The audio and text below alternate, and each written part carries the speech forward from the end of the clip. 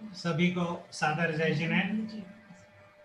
कल आदरणीय अभय जी भाई साहब के प्रवचन के पश्चात हमने एक अलग ही किस्म का कार्यक्रम देखा था, जिसमें हमने देखा कि जो महानुभाव जन्म से जैन नहीं थे, लेकिन जब पूज्य गुरुदेव श्री की देशना उन्हें मिली तो उसके पश्चात उनके जीवन में कैसा परिवर्तन हुआ, यह बात हमने कल देखी। और आज हम एक उसी श्रृंखला में एक अलग प्रयोग कर रहे हैं। कल भाई साहब ने कहा कि ये सोच मेरी है, मेरे पर्सनल है, तो उसके पीछे का मैं कारण भी बता देता हूँ। मैंने एक दो बार सार्वजनिक मंच से कहा भी है, लेकिन उसको बहुत वर्ष हो गए हैं, तो आज मैं कह देता हूँ।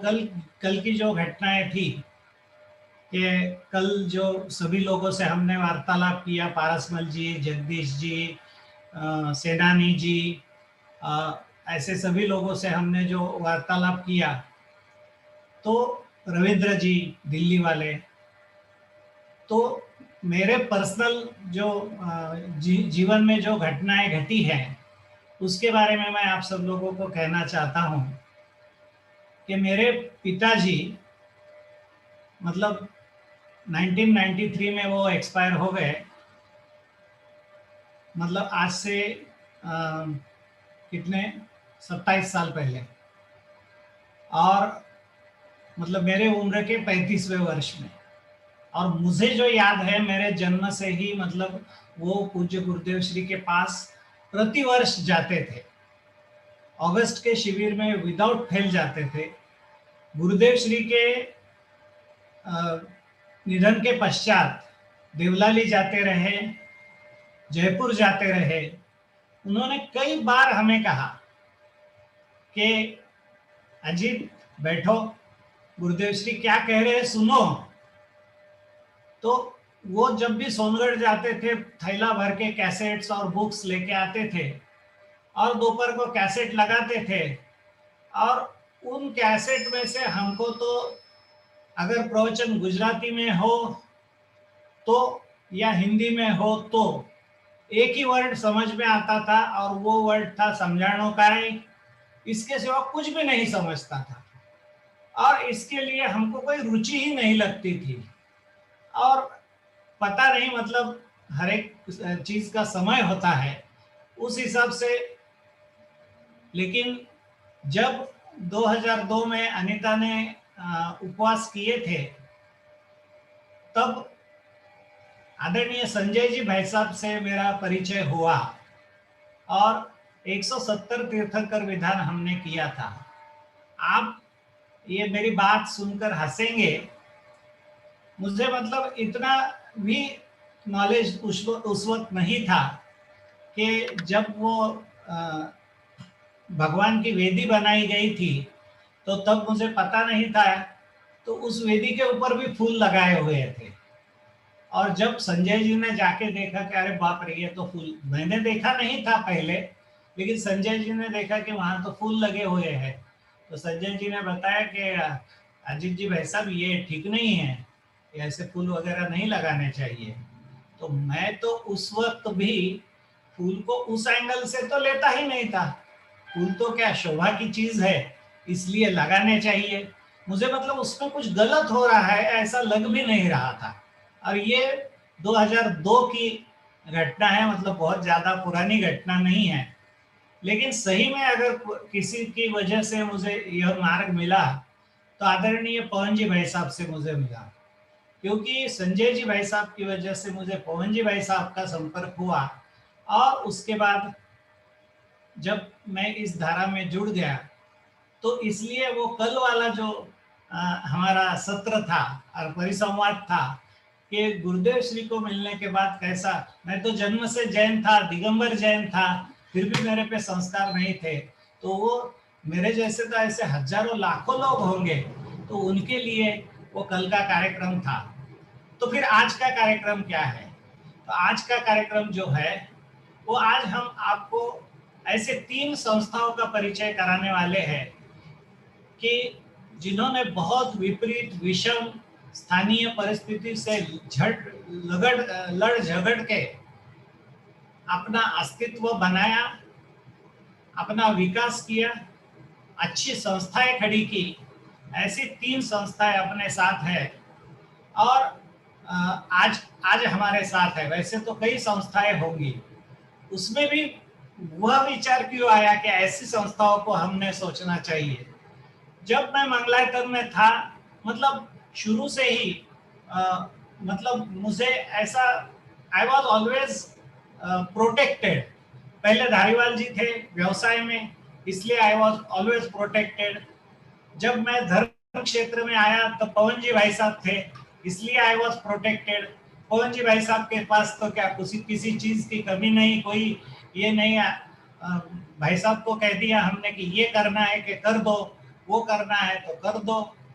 लेकिन और शाश्वत धाम भी जब हमने खोला तब एक ऐसे मुकाम पर हम लोग पहुंचे थे, तो उसके लिए मतलब सभी व्यवस्थाएं जोड़ना हमको इतना मुश्किल नहीं गया, क्योंकि तब तक संपर्क भी हो गए थे और राजकुमार जी भाई साहब हमारे साथ में थे, इसलिए उतना ये नहीं हुआ। और जब मैं संस्था में जुड़ने के बाद, मराठी में एक कहावत है, एक ज्याचं जळतं त्याला कळतं, मतलब जिसको मतलब कोई व्याधि होती है उसी को उसका दर्द पता रहता है। तो जब मैंने संस्था चलाना शुरू किया तब मुझे पता चला कि मंगलायतन में तो मैं ट्रस्टी था, चिदायतन में उपाध्यक्ष था, गजपंथा में भी ट्रस्टी हूँ, लेकिन वहां एक्टिवली नहीं देखता था। जब शाश्वत धाम देखने लगा तब मुझे पता चला संस्था चलाना मतलब कैसे लोहे के चने चबाने जैसा काम है। और फिर मैंने सोचा कि फिर तो अपने से भी कोई ऐसे होंगे कि जिन्होंने विपरीत व्यवस्था में ये खड़ी की होगी। और जब मैं समाज में मिलता गया लोगों से, तो कई संस्थाओं पे ऐसी नजर पड़ी और मैंने देखा कि ऐसी 3 संस्थाएं आज हमने चुनी है। वैसे तो हमको 4 लोगों के साथ बात करनी थी, लेकिन वो एक कैटेगरी थोड़ी अलग पड़ रही थी, तो मैं आज के कार्यक्रम के अंत में उसके बारे में कहूँगा कि वो कैटेगरी भी हम कहीं कभी ना कभी हमारे अगले प्रोग्राम में लेंगे। तो आज की संस्थाओं के इस जो हम आपसे पहचान करा रहे हैं, आप सब लोग जानते हैं, लेकिन उसका इतिहास और उन्होंने कितने कष्ट उठाए हैं, ये सभी उसके जो करता धरता है आज हमारे सामने है। और इसीलिए मैंने आदरणीय अभय जी भाई साहब को भी कहा था कि आप रुके रहना, क्योंकि पहली ही संस्था जो हम आज आपके सामने ला रहे हैं वो है बुंदेलखंड में द्रोणगिरी सिद्ध क्षेत्र पर जो सिद्धायतन हुआ है, उस क्षेत्र की पहले तो सिद्धायतन जो संस्था है उसकी जानकारी हम आप सबको देने वाले। एक बार पहले जोरदार तालियों से सब लोग हम उनका उत्साहवर्धन करते हैं कि बहुत बहुत मतलब बहुत ही ज्यादा विपरीत व्यवस्थाओं में ये संस्थाएं खड़ी हुई है। मैंने जो जानकारी पाई है उस जानकारी के पहले शॉर्ट में कह देता हूँ। हमने पूरी बात तो यहाँ राजकुमार जी भाई साहब के साथ हमारे चंद्रभान जी जो संस्थापक अध्यक्ष है, जिनको हम प्यार से नन्ना कहते हैं, वो भी है। हमारे अभय जी भाई साहब, अभय कुमार जी जो हमारे सिद्धायतन के अभी वर्तमान में उपाध्यक्ष हैं और वो भी नींव के पत्थर ही हैं। और अन्य भी प्रमोद जी मस्ताई जुड़े हुए हैं, देवड़िया जी जुड़े हुए हैं और डॉक्टर साहब डॉक्टर गुलाब चंद जी भी जुड़े हुए हैं। ऐसे कई लोग आज के कार्यक्रम में जुड़े हैं, इनके साथ बारी बारी हम बात करेंगे। तो सबसे पहले मैं आमंत्रित करता हूँ राजकुमार जी भाई साहब के साथ। नन्ना इतना बोल सकेंगे क्या नहीं मुझे पता नहीं है, लेकिन अगर डॉक्टर साहब आपके साथ है राजकुमार जी, तो मैं पहले आपको बुलाना चाहता हूँ। आप आपका माइक अनम्यूट करें। जय जिनेन्द्र। और तीर्थधाम सिद्धायतन द्रोणगिरी के संस्थापक अध्यक्ष 15 वर्ष तक अध्यक्ष रहे हैं। 3 बार पूरे ट्रस्टियों ने चयन किया है। श्री चंद्रभान जी जैन, जिनकी कल्पना रही, साथ में श्री प्रमोद जी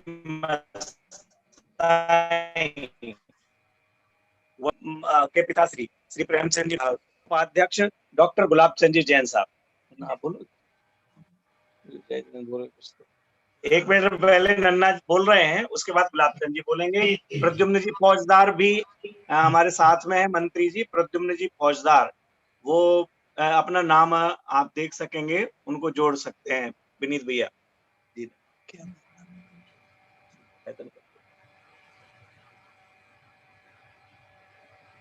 जय जिनेन्द्र साहब। जय जिनेन्द्र नन्ना।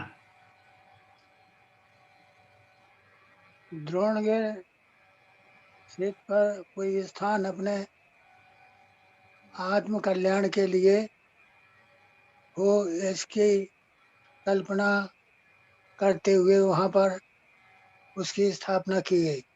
प्रसंग ऐसे बना कि सन 96 में वहां पर एक सिद्ध चक्र विधान करने वाले थे, जिसके सौधर्मेंद्र श्री भभूतमल जी भंडारी थे, और उसमें बाधा आने पर वो कार्यक्रम स्थगित करना पड़ा। तो फिर संकल्प हुआ कि एक स्वतंत्र स्थान यहाँ पर बनाना ही चाहिए, और पंडित अभय कुमार जी का पत्र आया कि बुंदेलखंड में एक कोई अभूतपूर्व कार्य हो, और उनकी इस वाणी को सुनकर के हम लोगों को लगा कि बिना स्वतंत्रता प्राप्त किए कार्यक्रम संपन्न नहीं हो सके। इसलिए उसका शुरुआत हुई, और सन 2000 में 3 एकड़ जगह हम लोगों ने खरीदी एक छोटा सा बनाने के लिए। लेकिन चूंकि पंडित अभय कुमार जी की प्रेरणा से वो हिंदुस्तान लेवल का स्थान बन गया, और इस तरह क्रम से उसमें बाधाएं तो अनेक आई, परंतु वो सब शांत होती गई और कार्य संपन्न हो गया। और वह तीर्थधाम सिद्धायतन में जो विद्यालय संचालित है, उससे लगभग 150 शास्त्री विद्वान बन करके अपने आत्म कल्याण और समाज से वर्तमान में संलग्न है। नन्ना ने बहुत संक्षेप में आपको परिचय दिया है। गुलाब चंद जी बोलेंगे, लेकिन आप अतिथि जो अपने बीच में आने वाले हैं, वो अतिथियों के लिए आमंत्रण करके फिर आगे चलते हैं जी। हमारे इस कार्यक्रम के अतिथि जो है आदरणीय राजू भाई शाह, जो चैतन्य धाम के ट्रस्टी है, वो भी हमारे साथ जुड़ गए हैं। इस कार्यक्रम के अध्यक्ष आदरणीय भाई जी, वो भी हमारे साथ जुड़े हुए हैं। पवन जी भाई साहब थोड़े देर में जुड़ने वाले हैं। अगर विनीत जी आप अशोक जी जैन भोपाल को देख पा रहे हैं तो उनको भी 1 मिनट के लिए स्पॉटलाइट पे ला सकते हैं। तो नन्ना ने जो बात कही, उस बात को मैं थोड़ा सा अभी और विस्तार से कहता हूँ कि अभी मेरी उम्र 62 की है, और कई लोग 55-60 साल की उम्र में ये सोचते हैं कि अभी हमें निवृत्ति लेनी है और अभी हमें कुछ नहीं करना है, अभी हमने बहुत काम कर लिया है। और आप नन्ना की उम्र देख रहे हैं, 85 ईयर्स की एज है उनकी, और रिटायरमेंट के पश्चात मतलब वो कोई बहुत ऐसे धनिक व्यक्ति तो थे नहीं कि जिनके पास पैसे बड़े हैं और उसमें से उन्होंने संस्था खोली है।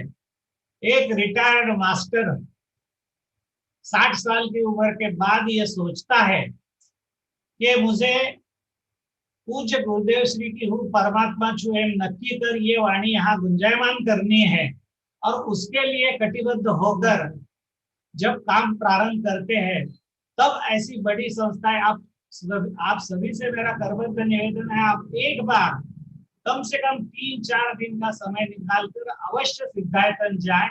आपको जाने के बाद जो अनुभूति होगी वो शब्दों में वर्णन करने जैसी नहीं है। तो अभी इसी कड़ी में मैं आगे राजकुमार जी भाई साहब, डॉक्टर साहब अगर होंगे तो आप उनको थोड़ा इस संबंध में और आगे बताने के लिए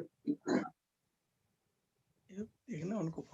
हाँ जी, बिल्कुल डॉक्टर साहब हमारे साथ हैं। ये भी प्रारंभ से रहे हैं, पहले मंत्री रहे हैं और अभी उपाध्यक्ष हैं। और मेरे लिए भी ये सौभाग्य है, कल मैं शाश्वत धाम में था, सुबह हमने मुमुक्षु आश्रम कोटा से विधान किया और आज सिद्धायतन के ट्रस्टियों के बीच में यहाँ पर सिद्धायतन में हूँ। कल हम प्रयास करेंगे कि सिद्धायतन के दर्शन भी विधान में अपन सब करेंगे। अभी डॉक्टर साहब गुलाब चंद जी। जय जिनेन्द्र साहब। जय हिंद। हाँ, सिद्धायतन का सन 2000 में हम लोगों ने स्थापना प्रारंभ की और इसके तुरंत बाद 2003 में एक विद्यालय चलाने के लिए संकल्प किया और करीब 5 विद्यार्थियों से हमने विद्यालय चालू किया और विपरीत परिस्थितियां होती हुए भी विद्यालय अभी निरंतर प्रगति पर है। इस समय करीब 90 विद्यार्थी विद्यालय में छात्रावास में रहकर शिक्षा प्राप्त कर रहे हैं और आत्म कल्याण के लिए और समाज सेवा के लिए तत्पर हैं। मैं यहाँ ये बात बताना चाहूंगा कि ये बुंदेलखंड का क्षेत्र जिस तरह से महाराष्ट्र का कुछ क्षेत्र ऐसा है कि जहाँ समाज बहुत है, लेकिन कुछ समय पहले तक आर्थिक स्थितियां काफी विपरीत रही हैं। ऐसे क्षेत्र में बहुत सामान्य परिस्थितियों में रहने वाले गांव-गांव से बच्चे आए हैं और जैसा कि अभी नन्ना ने बताया कि लगभग 150 विद्यार्थी यहाँ से कक्षा 10वीं उत्तीर्ण करके जयपुर, कोटा, बांसवाड़ा जाकर के और भोपाल, ये चारों जगह के महाविद्यालयों में जाकर के शास्त्री कर रहे हैं। कुछ ने कॉमर्स लेकर के भी अध्ययन किया है और तत्व प्रचार प्रसार में भी संलग्न है और 90 विद्यार्थी यहाँ पर पढ़ रहे हैं। पूरी तरह से निःशुल्क शिक्षा दी जाती है आप सभी के सहयोग से। पूरे मुमुक्षु समाज का, जैन समाज का सहयोग मिलता है। यहाँ पर शताधिक कक्ष हैं, कमरे हैं यात्रियों को रहने के लिए, बहुत सुंदर पर्यावरण में। और जो विपरीतताएं बतलाई हैं, बहुत ज्यादा कहने में यहाँ संकोच होता है कि ऐसी परिस्थिति कि आज तो वो सभी साधर्मी अपने साथ में हैं, लेकिन अपने शिविर के समापन पर जहां अपने विद्यार्थियों के लिए भोजन बना हो, लेकिन वो बना हुआ भोजन उठा करके हम सबको लेकर के आना पड़ा। वहां अपनी संस्था में ही जो समाज की संस्था है वहां पर नहीं हो सका। जो भाई साहब ने कहा ना कि कैसे विपरीत परिस्थितियां, आप कल्पना कीजिए कि छोटे छोटे बच्चे, ग्रुप शिविर लगा हुआ है, देश के लगभग 40 विद्वान आए हुए हैं, जिनमें सिद्धार्थ प्रकाश जी भारेल जैसे और अशोक जी लवाड़िया जैसे विद्वान थे, पीयूष जी शास्त्री, क्योंकि वो हमारे द्रोणगिरी के ही हैं और वो ट्रस्टी हैं। पंडित अभय कुमार जी साहब, तो जिस तरह से मैं कहूं कि अजित जी भाई साहब के कारण से शाश्वत धाम ने पंख लगाए हैं, इसी तरह से अभय कुमार जी साहब की कल्पना, अभय कुमार जी भाई साहब का प्रयास, पूरे देश में जो उनका जनसंपर्क, उसके कारण से हमारे इस सिद्धायतन के लिए बहुत बड़ा संबल प्राप्त हुआ है। इसमें हमारे वर्तमान मंत्री प्रद्युम्न जी फौजदार, जो कि भैया विनीत जी QCOM, उन्होंने नाम नहीं लिख रखा है, QCOM BTD उनका ID नंबर है। जो थोड़ा सा समय हो तो उनको लेकर के आप हम बात करेंगे। अजीत जी भाई साहब उनसे बात कर सकते हैं। प्रद्युम्न जी, जय जिनेन्द्र। जय जिनेन्द्र। आपको बहुत दिनों के बाद देखकर बहुत अच्छा लग रहा है। बहुत ही उत्साही कार्यकर्ता, और बुंदेलखंड में कभी भी कोई भी काम करना हो तो उसके लिए, अगर मीडिया का काम हो, प्रशासन का काम हो, किसी भी संस्थागत काम हो, उसके लिए प्रद्युम्न जी हमेशा तैयार रहते हैं। प्रद्युम्न जी, मैं आपसे ये पूछना चाहता हूँ कि सिद्धायतन से आप जुड़े हुए हैं जी, और शुरुआत से जुड़े हुए हैं, अभी आपकी क्या योजनाएं हैं सिद्धायतन के लिए? सिद्धायतन के लिए सबसे पहली योजना तो यह है कि हमारा सिद्धायतन अभी बुंदेलखंड के अलावा पूरे देश में तो जाना जाता है। हम इसको वेबसाइट बनाकर दुनिया के देशों में भी दिखाना चाहते हैं। फर्स्ट प्रायोरिटी तो ये है, हम ये चाहते हैं कि सिद्धायतन को हम कंप्यूटर के एक क्लिक में देख लें, क्या व्यवस्था है, क्या हम उसमें जोड़ना चाहते हैं, उसमें आपका सुझाव भी लेंगे। बहुत सुंदर।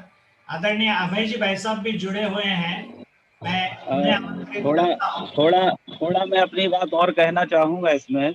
हाँ बोलिए बोलिए। अभी नन्ना जी ने और डॉक्टर साहब ने, राजकुमार जी ने जो विपरीत परिस्थितियों के बारे में बताया, तो थोड़ा विपरीत परिस्थितियां मैं भी आपको क्लियर कर दूं।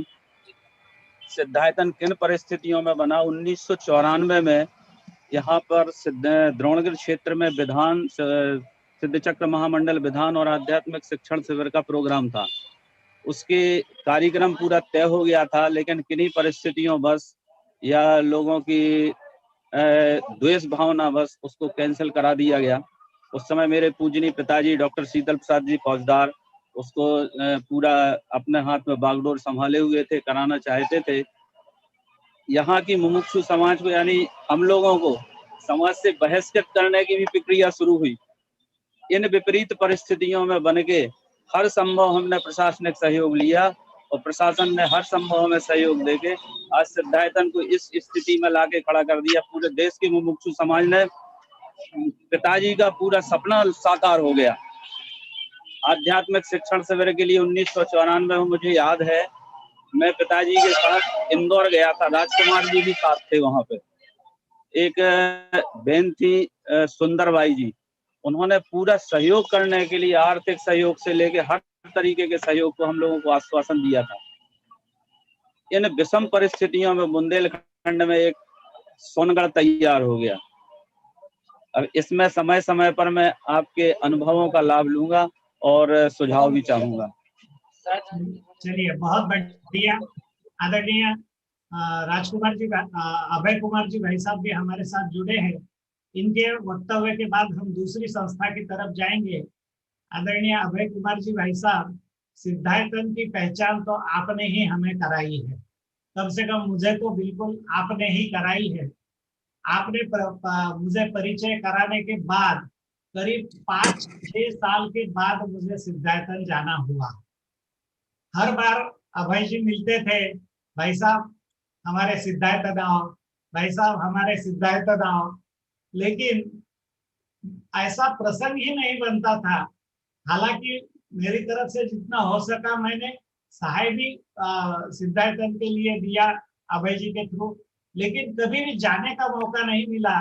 सिद्धायतन बनने के बाद एग्जैक्टली 10 वर्ष के बाद जब दशाब्दी महोत्सव हुआ था, तब मैं पहली बार सिद्धायतन आया।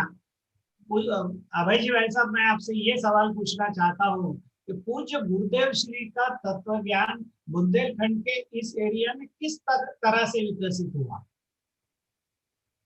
सभी को जय जिनेन्द्र। ये बड़े सौभाग्य की बात है कि आज इस प्लेटफॉर्म पर हम सिद्धायतन के परिचय देने के लिए हमारे ट्रस्टियों के साथ में उपस्थित हैं। जैसा कि आपने पूछा, बुंदेलखंड के ललितपुर में, सागर में, गुना में, जबलपुर में ऐसे अनेक स्थान हैं, छतरपुर में, टीकमगढ़ में, जहाँ मुमुक्षु थोड़ी थोड़ी संख्या में थे ही। सागर तो गुरुदेव श्री भी एक बार पधारे थे भगवान दास जी सुभालाल के आग्रह से, और यात्राओं में भी गुरुदेव उस एरिया में गए। तो उस एरिया का समाज गुरुदेव और उनके तत्व ज्ञान से अपरिचित था ऐसा तो नहीं है, लेकिन कोई ऐसा स्थान होवे केंद्रीय जिसमें मुमुक्षु एकत्रित होकर के कोई प्रभावशाली गतिविधि चला सकें, उसका तो अभाव ही था। सब अपने अपने स्तर पे, अपने गांव मंडल के स्तर पे मुमुक्षु मंडलों में स्वाध्याय वगैरह होता था, और सोनगढ़ भी जाते थे। सागर से भी बहुत लोग जाते थे। सागर वाले सेठ जी ने तो सोनगढ़ में एक धर्मशाला युक्त बंगला भी बनवाया था, मैंने भी उन्हें देखा है। तो कहने का आशय केवल इतना है कि एक केंद्रीय स्थान का अभाव था। जब मैं छिंदवाड़ा प्रवास में था 2004 से 1998 से 2004 तक, तब शायद 2001 में या 2000 में ही आदरणीय नन्ना जी और प्रेमचंद जी साहब छिंदवाड़ा पधारे। राजकुमार जी के निमित्त से मुझे नन्ना का सामान्य परिचय तो था, ये राजकुमार जी के ससुर हैं, लेकिन इसके अलावा वो सामाजिक कार्यक्रमों में कितनी रुचि लेते हैं, शास्त्र अभ्यास कितना गहरा है, ये सब मुझे कुछ भी नहीं पता था। ये दोनों महानुभाव विनोबा भावे की स्टाइल में कंधे पे झोला लटकाए हुए जब जिस धर्मशाला में था वे वहां आए और उन्होंने सिद्धायतन के निर्माण के बारे में बताया और मुझसे कहा कि हमने आपको ट्रस्टी बनाया है। मेरा नियम था कि मैं किसी भी संस्था का ट्रस्टी या अध्यक्ष या उपाध्यक्ष नहीं बनूंगा, विद्वान की हैसियत से जितना सहयोग दे सकता हूं उतना अवश्य दूंगा। तो मैंने तो उसमें कोई रुचि उनको दिखाई नहीं ज्यादा कि ठीक है अब आप बना रहे हैं, तो थोड़ा सजेशन जरूर दिया कि जो आत्मार्थी भवन के 10 कमरे बन रहे हैं उनमें आप अटैच सिस्टम जरूर रखना, नहीं तो बड़े शहरों के लोग वहां आने में हिचकिचाएंगे। आजकल लोगों की लाइफ स्टाइल चेंज हो रही है, ये सुझाव जरूर मैंने उन्हें दिया था। उस समय 10 कमरे भी नहीं बने थे, जो सबसे पुराना आत्मार्थी भवन है। फिर उसमें जतीश भाई वगैरह जुड़े और 1 मंजिल तक मंदिर का काम उसमें हो गया, लेकिन बाद में किसी कारणवश वो रुक गया।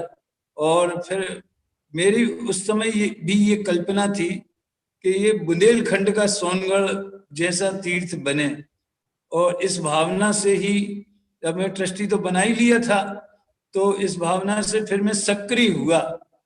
और मेरी सक्रियता का पहला कदम कलकत्ते में, जब मुझे ऊपर की वेदियों के लिए दानदाताओं की जरूरत थी, ऊपर की मंजिल मतलब पूरा मंदिर का काम करने के लिए जरूरत थी। उस समय मैंने कमल जी पाटनी, अशोक जी पाटनी वगैरह से निवेदन किया और उन्होंने बहुत ही शीघ्र मुझे पहले ऑफर में ही 10.5 लाख रुपए की वेदी प्रतिमा महावीर भगवान की, ये उनकी स्वीकृति मिली। तो मुझे थोड़ा कॉन्फिडेंस हुआ कि और भी लोगों से अगर मैं कुछ कहूंगा तो उसमें सफलता मिलेगी। इस तरह वो काम पूरा हुआ। विद्यालय शुरू करने का मैं ईमानदारी से कहता हूं कि मैं उसके पक्ष में नहीं था। मैंने कहा हम मंदिर के लिए पैसा लेंगे कि विद्यालय के लिए लेंगे? तो नन्ना जी ने कहा कि हम आपसे कभी नहीं कहेंगे कि आप विद्यालय के लिए धन एकत्रित करो, हम ही खुद 5-5 हजार रुपया एक विद्यार्थी का, उस जमाने में 5 हजार रुपये रखा था, तो हम ही खुद करेंगे। और वास्तव में उसका जो भी विकास हुआ है उसमें इस विद्यालय के बच्चों का बहुत बड़ा योगदान है। परोक्ष रूप से योगदान इस अर्थ में कि वो वहां रहते हैं, पढ़ते हैं, तो लोग यात्री आते थे छोटे छोटे बच्चों को देख, जैसे हमारे गंगवाल जी जुड़े तो बच्चों को देख के ही जुड़े, तो बच्चों से ही वो संस्था जीवंत हुई। और दूसरा जो उसमें हाथ लगाया सभी विद्वानों का तो था ही, लेकिन माननीय पंडित साहब रविंद्र जी का जब पदार्पण होना प्रारंभ हो गया और वे साल में 1 बार या 2 साल में 1-2 बार आना और उनके सानिध्य में गोष्ठियां वगैरह होना, तो फिर ये समाज में बहुपरिचित होने लगा। इस तरह से ये जो एक बात आई है कि प्रतिकूल परिस्थितियां बहुत थी। देखिए, गर्भ से निकलते समय बालक को कष्ट तो होता ही है, लेकिन जन्म के बाद जो नए संयोग और नई पर्याय का आनंद होता है वो अलग होता है। मनुष्य पर्याय मिलने के लिए गर्भ के कष्ट तो सहने ही पड़ते हैं, गर्भ जन्म के, तो वो इस संस्था ने भी भोगे, जैसा कि प्रद्युम्न जी ने कहा। लेकिन मैं नन्ना जी की दूरदर्शिता का कायल हूं कि उन्होंने कभी भी अपने विरोधियों के प्रति वही नीति अपनाई जो गुरुदेव अपनाते, जो गुरुदेव ने सिखाई कि किसी का बहस नहीं करना, बदला लेने की चेष्टा नहीं करना, किसी का बुरा नहीं सोचना, उन्हें हीन नहीं देखना। कभी उन्होंने पलट के कोई जवाब न दिया होगा, कभी ये व्यंग में कभी नहीं कहा होगा कि देख लो हमने भी बना लिया, तुम क्या समझते थे। ये उनके अंदर इस तरह की जो एक सरलता, निरभिमानता है, वो हम सबको सीखने लायक है। और उसका ये सुपरिणाम हुआ कि आज समाज के राष्ट्रीय मंच पर जो एकता खंडित होती हुई दिखाई दे रही है, असहिष्णुता दिखाई दे रही है, एक दूसरे को बर्दाश्त नहीं करने की वृत्ति विकसित हो रही है, उससे द्रोणगिरी बिल्कुल अछूता है। द्रोणगिरी में जैसा कि राजकुमार जी ने अभी इशारा किया कि जब भी जरूरत होती है तो हमने नीति बता दूं, हम अपनी मर्यादा में रह करके जो है, अगर कोई स्वयं ही पधारते हैं तो हम उनका आदर सत्कार यथोचित करते हैं और बाकी जितनी मर्यादा है उतने का पालन करते हैं। लेकिन अगर वहां उस क्षेत्र वालों को जरूरत होती है तो हम अपना स्थान उपलब्ध कराते हैं। पंच कल्याणक में उनने अपना पूरा स्थान उपलब्ध कराया था और जब हमें जरूरत होती है प्रशिक्षण शिविर में या अन्य भी बड़े कार्यक्रमों में तो हमें उनके स्थान मिल जाते हैं और परस्पर मिलने जुलने में कभी कोई वैमनस्य या कटुता नहीं दिखाई देती। इसका श्रेय मैं आदरणीय नन्ना जी को देता हूँ। आप जब भी सिद्धायतन पधारें, उसके मंदिर के मुख्य द्वार पर जो एक पत्थर पर प्रशस्ति लगी हुई है उसे जरूर पढ़ें। वो सारे मुमुक्षु समाज के द्वारा पूज्य गुरुदेव श्री के द्वारा प्रदत्त तत्व ज्ञान के अध्ययन अध्यापन साधना प्रचार प्रसार हेतु सारे देश की मुमुक्षु समाज ने स्थापित किया है। गुरुदत्त कानून ट्रस्ट के माध्यम से ऐसी प्रशस्ति उसमें लिखी हुई है। तो जब से काम चालू हुआ है तब से कोई प्रतिकूल परिस्थिति नहीं आई। सब पहले पहले आई, बाद में तो इन हमारे ट्रस्टियों के परस्पर के व्यवहार के कारण कोई प्रतिकूल परिस्थिति उपस्थित हुई नहीं और आर्थिक सहयोग भी जैसे जैसे हमारी योजनाएं आगे बढ़ती गई वैसे वैसे हमें सहयोग भी मिलता गया। मैं सभी दानदाताओं का और आप सबका, अजित भाई वगैरह का आभारी हूँ कि शाश्वत धाम में सिद्धायतन को जोड़ा, क्योंकि सिद्धायतन शाश्वत है और शाश्वत धाम में ही सिद्धायतन बसता है। इस तरह से अपनी बात पूरी करता हूँ। जय जिनेन्द्र। बहुत सुंदर आदरणीय अभय जी भाई साहब। और यही भावना अगर हमारे पूरे मुमुक्षु समाज में ही नहीं वरना पूरे जैन समाज में, दिगंबर जैन समाज में और अल्टीमेटली जैन समाज में पहले तो बहुत ही सुकर व्यवस्थाएं हो सकती है। चलिए अभी हम दूसरी संस्था की ओर बढ़ रहे हैं और दूसरी संस्था जो आप सब लोगों के सामने अभी स्क्रीन पर जो आदमी देख रहे हैं उसी में से एक संस्था है। तो वो जो संस्था है ऐसी संस्था जहां एक संपन्न परिवार को मतलब ज्यादा संपन्न तो नहीं कह सकते लेकिन ठीक ठाक परिवार को मतलब घर से बाहर निकलना मुश्किल हो गया था। समाज ने बहिष्कृत करने तक के बिल्कुल उनको बाइकआउट करने तक की ठान ली थी।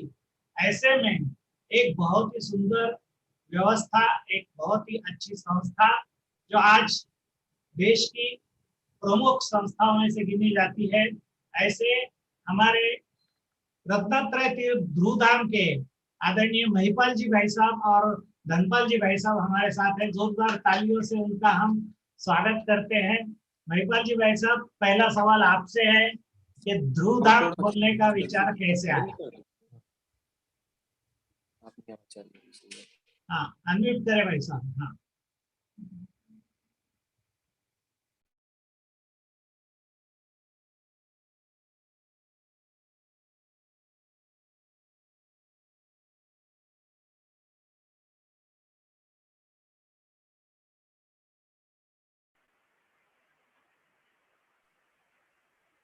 सभी सादर भाइयों को सादर जय जिनेन्द्र। ध्रुव धाम खोलने का विचार कैसे आया, हमारे अजीत भाई जी का ये प्रश्न।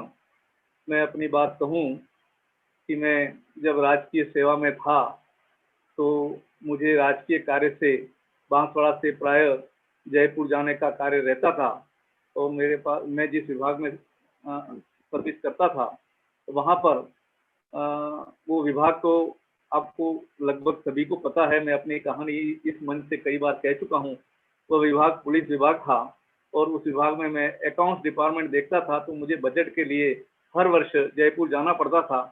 संयोग से एक वर्ष मुझे कोडरमल जैन सिद्धांत महाविद्यालय में जाने का अवसर मिला और उस समय वहाँ शिविर चल रहा था। तो वहाँ शिविर मैंने अटेंड किया और वहाँ विद्वानों के प्रवचन सुने तो मुझे बहुत बहुत अच्छा लगा। मेरे पर धार्मिक संस्कार अपने माता पिता के थे ही और जहाँ मैं रहता हूँ वहाँ पर मुनिराजों का बहुत आवागमन है। बहुत बड़ी बांसवाड़ा में दिगंबर जैन समाज है और आसपास के कई गांवों में मुनिराजों के चतुर्मास होते हैं। उन सारे कार्यों में उस समय मैं सक्रिय रहता था। लेकिन जब मैंने जयपुर में विद्वानों के प्रवचन सुने और यहाँ जो सुना था उसके साथ में मैंने तुलना की तो मुझे कुछ नया लगा। यहाँ जो बातें सुनी थी और वहाँ जो सुनी थी उसमें बहुत बहुत अंतर लगा। तो मैं उससे बहुत प्रभावित हुआ और वहाँ अब मुझे प्रतिवर्ष जाना पड़ता था। तो मैं लगातार जब भी जयपुर जाता, वर्ष में 2-3 बार, तो मैं वहाँ स्मारक में जरूर जाता और वहाँ विद्वानों के प्रवचन लेता। और मुझे इतना प्रभावित हुआ कि मेरे अंदर में एक भावना जागृत हुई कि ऐसी संस्था हमारे इस क्षेत्र में कोई भी मुमुक्षु नहीं है, एक भी घर मुमुक्षु का नहीं है, मुमुक्षु समाज नहीं है और न ये तत्व ज्ञान का कोई यहाँ पर प्रचलन था। तो मैंने अपने अनुज भाई धनपाल जी को आकर के ये बात कही कि तुम भी मेरे साथ जयपुर आओ एक बार और वहाँ को देखो और फिर अपन इस तरह की संस्था, मेरी खोलने की भावना है तो अपन यहाँ पर इस तरह की संस्था खोलें। हमारा छोटा सा व्यापार था उस समय, तो अब तो ठीक ठाक है, लेकिन उस समय फिर भी हमने दोनों भाइयों ने मिलकर के एक अंदर में एक ऐसी भावना बनाई कि इस तरह की संस्था हम बांसवाड़ा में खोलें। जब आदरणीय बसंत भाई जी दोषी और जतीश भाई दोनों उदयपुर में किसी अपने ही कार्यक्रम के लिए उदयपुर आए हुए थे और तब मैं और हमारे भाई धनपाल भाई, हम दोनों उदयपुर जाकर के बसंत भाई जी से और जतीश भाई जी से मिले और हमारी भावना हमने उनके सामने व्यक्त की। उन्होंने हमारा स्टेटस पूछा कि तुम कैसे करोगे, तुम समाज से अपेक्षा रखते हो क्या, समाज का सहयोग नहीं मिला तो कैसे चलेगा। तब हमने अपनी स्थिति जो भी थी बताई कि समाज का सहयोग मिले चाहे नहीं मिले, लेकिन हम 25 विद्यार्थी, तो उस समय हमने 25 विद्यार्थी का नक्की किया था कि हम अपने खर्चे से ही, चाहे समाज का सहयोग नहीं मिले तब भी हम इसको शुरू करेंगे। और आप सबको ये कथा तो मैं पहले कई बार मन से कह चुका हूँ। और जब हमने संस्था शुरू की तो हमारे घर से, उस समय हमारे पास में कोई भवन नहीं था, मेरे घर पर जहाँ मैं रहता था वहीं घर पर ही शुरुआत में संस्था 2004 में खुली। लेकिन उसमें सबसे यदि हमें सहयोग मिला तो आदरणीय भाई साहब राजकुमार जी साहब, पंडित राजकुमार जी साहब, उस समय उदयपुर से स्थानांतरित होकर के बांसवाड़ा में उनका पोस्टिंग हुआ, बांसवाड़ा से 35 किलोमीटर दूर। तो मैंने उनसे कहा कि आप अपना निवास बांसवाड़ा में ही रखिए, हमारे घर पे ही रखिए और इस विद्यालय को हमारी खोलने की भावना है तो आपका हमको सहयोग चाहिए। उन्होंने हमारे को इतना प्रोत्साहित किया कि हमारे भाव और एकदम निर्मल हो गए और उनके सहयोग से ही वर्ष 2004 में हमने ध्रुवधाम की स्थापना की और यह इस तरह से इस बैकग्राउंड के साथ में हमने इसको शुरू किया। ये तो कहानी है इसको शुरू करने की। अभी मेरा अगला सवाल धनपाल जी भाई साहब को है आपके साथ? हाँ धनपाल जी दूसरे फोन पे हैं आप। हाँ ये आ गया। हाँ धनपाल जी भाई साहब, ये जो कहानी जैसी ही बात लगती है, मतलब जो हम बुक्स में कहानियां पढ़ते हैं बिल्कुल ऐसी कहानी महिपाल जी भाई साहब ने सुनाई है। तो आप मुझे ये बताएं कि जब ये आपने सोचा, क्योंकि इसके पहले की भी या शायद उस समकालीन घटना ऐसी भी हुई थी कि मंदिर में भी आपको मतलब शायद कोई मंदिर बनाया था और उस मंदिर में से फिर अपने को निकल जाना पड़ा, ऐसी परिस्थिति हुई थी। लेकिन मुझे ये उसमें ज़्यादा इंटरेस्ट नहीं है समझने में। मुझे इतना ही जानना है कि उस वक्त आपको क्या क्या कठिनाई या परेशानी झेलनी पड़ी, या उस वक्त की सामाजिक परिस्थिति आपके परिवार के लिए कैसी है? सभी को सादर जय जिनेन्द्र। और इस कार्यक्रम के शाश्वत धाम के वार्षिक उत्सव की बहुत बहुत शुभकामनाएं। और सबसे पहले मैं आप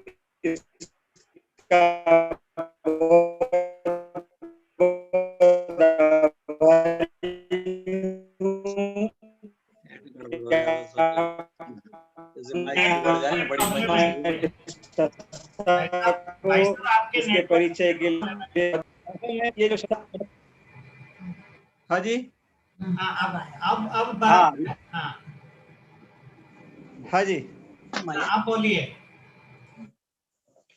हाँ, ये समाज की परिस्थितियां तो पहले से अभी काफी हमने उसका सामना किया, और वस्तु स्थिति ये है कि समाज के पूर्व में और अभी में बहुत अंतर आया है, और अभी हमारे साथ समाज में बहुत से परिवार इसमें जुड़े हैं,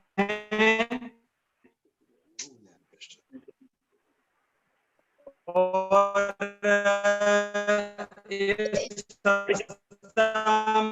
में जिस तत्व में जुड़ते जा रहे हैं वैसे मनाई जाती सामूहिक रूप से आमंत्रण आता है और हम सब साथ में मिलकर महावीर जयंती वगैरह प्रोग्राम मनाते हैं। पहले की जो परिस्थितियां थी और आज की परिस्थितियों में बहुत जमीन आसमान का अंतर आ गया है, और उसका सारा श्रेय जाएगा तो हमारे भाई साहब राजकुमार जी साहब को, महिपाल जी साहब को, और आदरणीय बसंत भाई, जतीश भाई जी, वो सबको साथ में जोड़ के चलो, इस भावना के साथ हम काम करते हैं।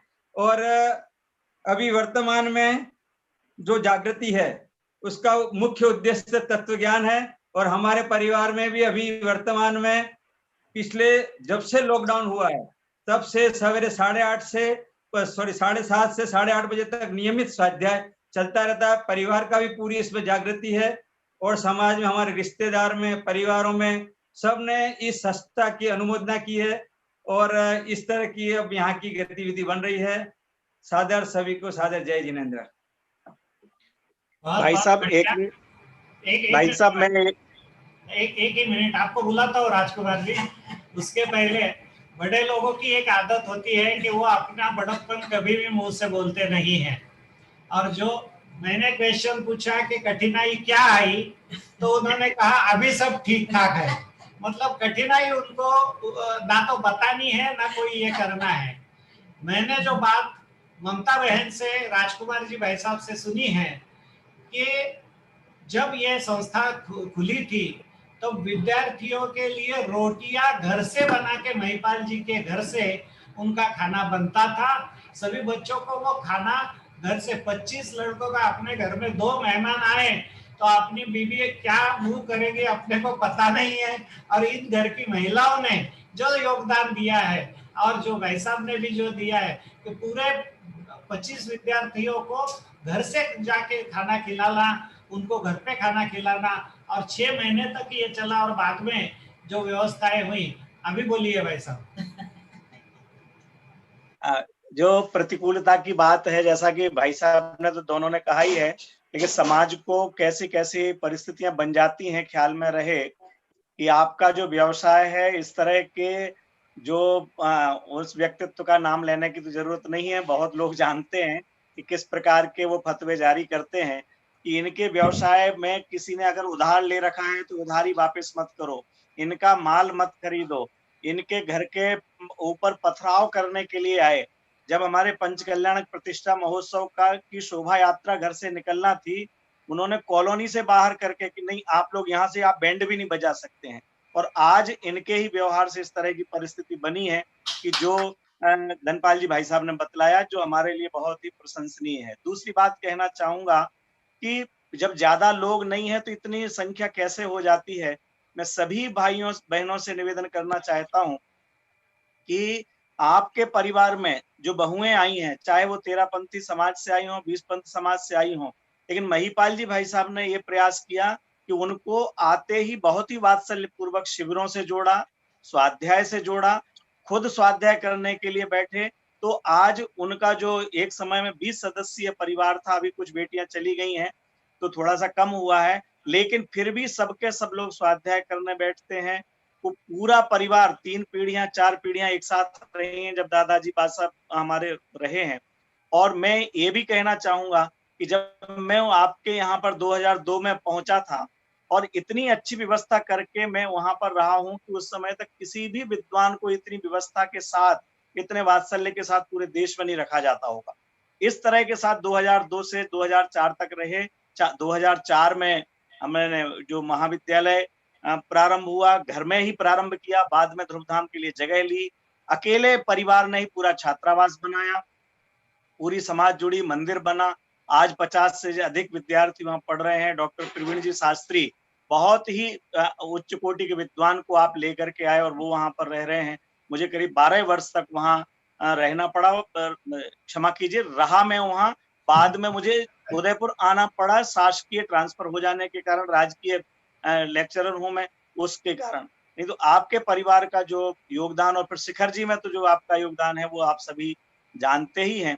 मैं इस बात के लिए बीच में बोला हूं कि सभी परिवार वाले टाल देते हैं, नई बहू आई है, बच्चे हैं, मानते नहीं है, सुनते नहीं है, लेकिन अगर प्रयास किया जाए भाई साहब के परिवार जैसा तो सब बच्चों को जोड़ा जा सकता है। अपने घर को ही, ये इनका सौभाग्य है कि मंदिर बनाया, वो किसी कारण से मंदिर तो है ही, बस अपने निर्देशानुसार नहीं चल रहा है।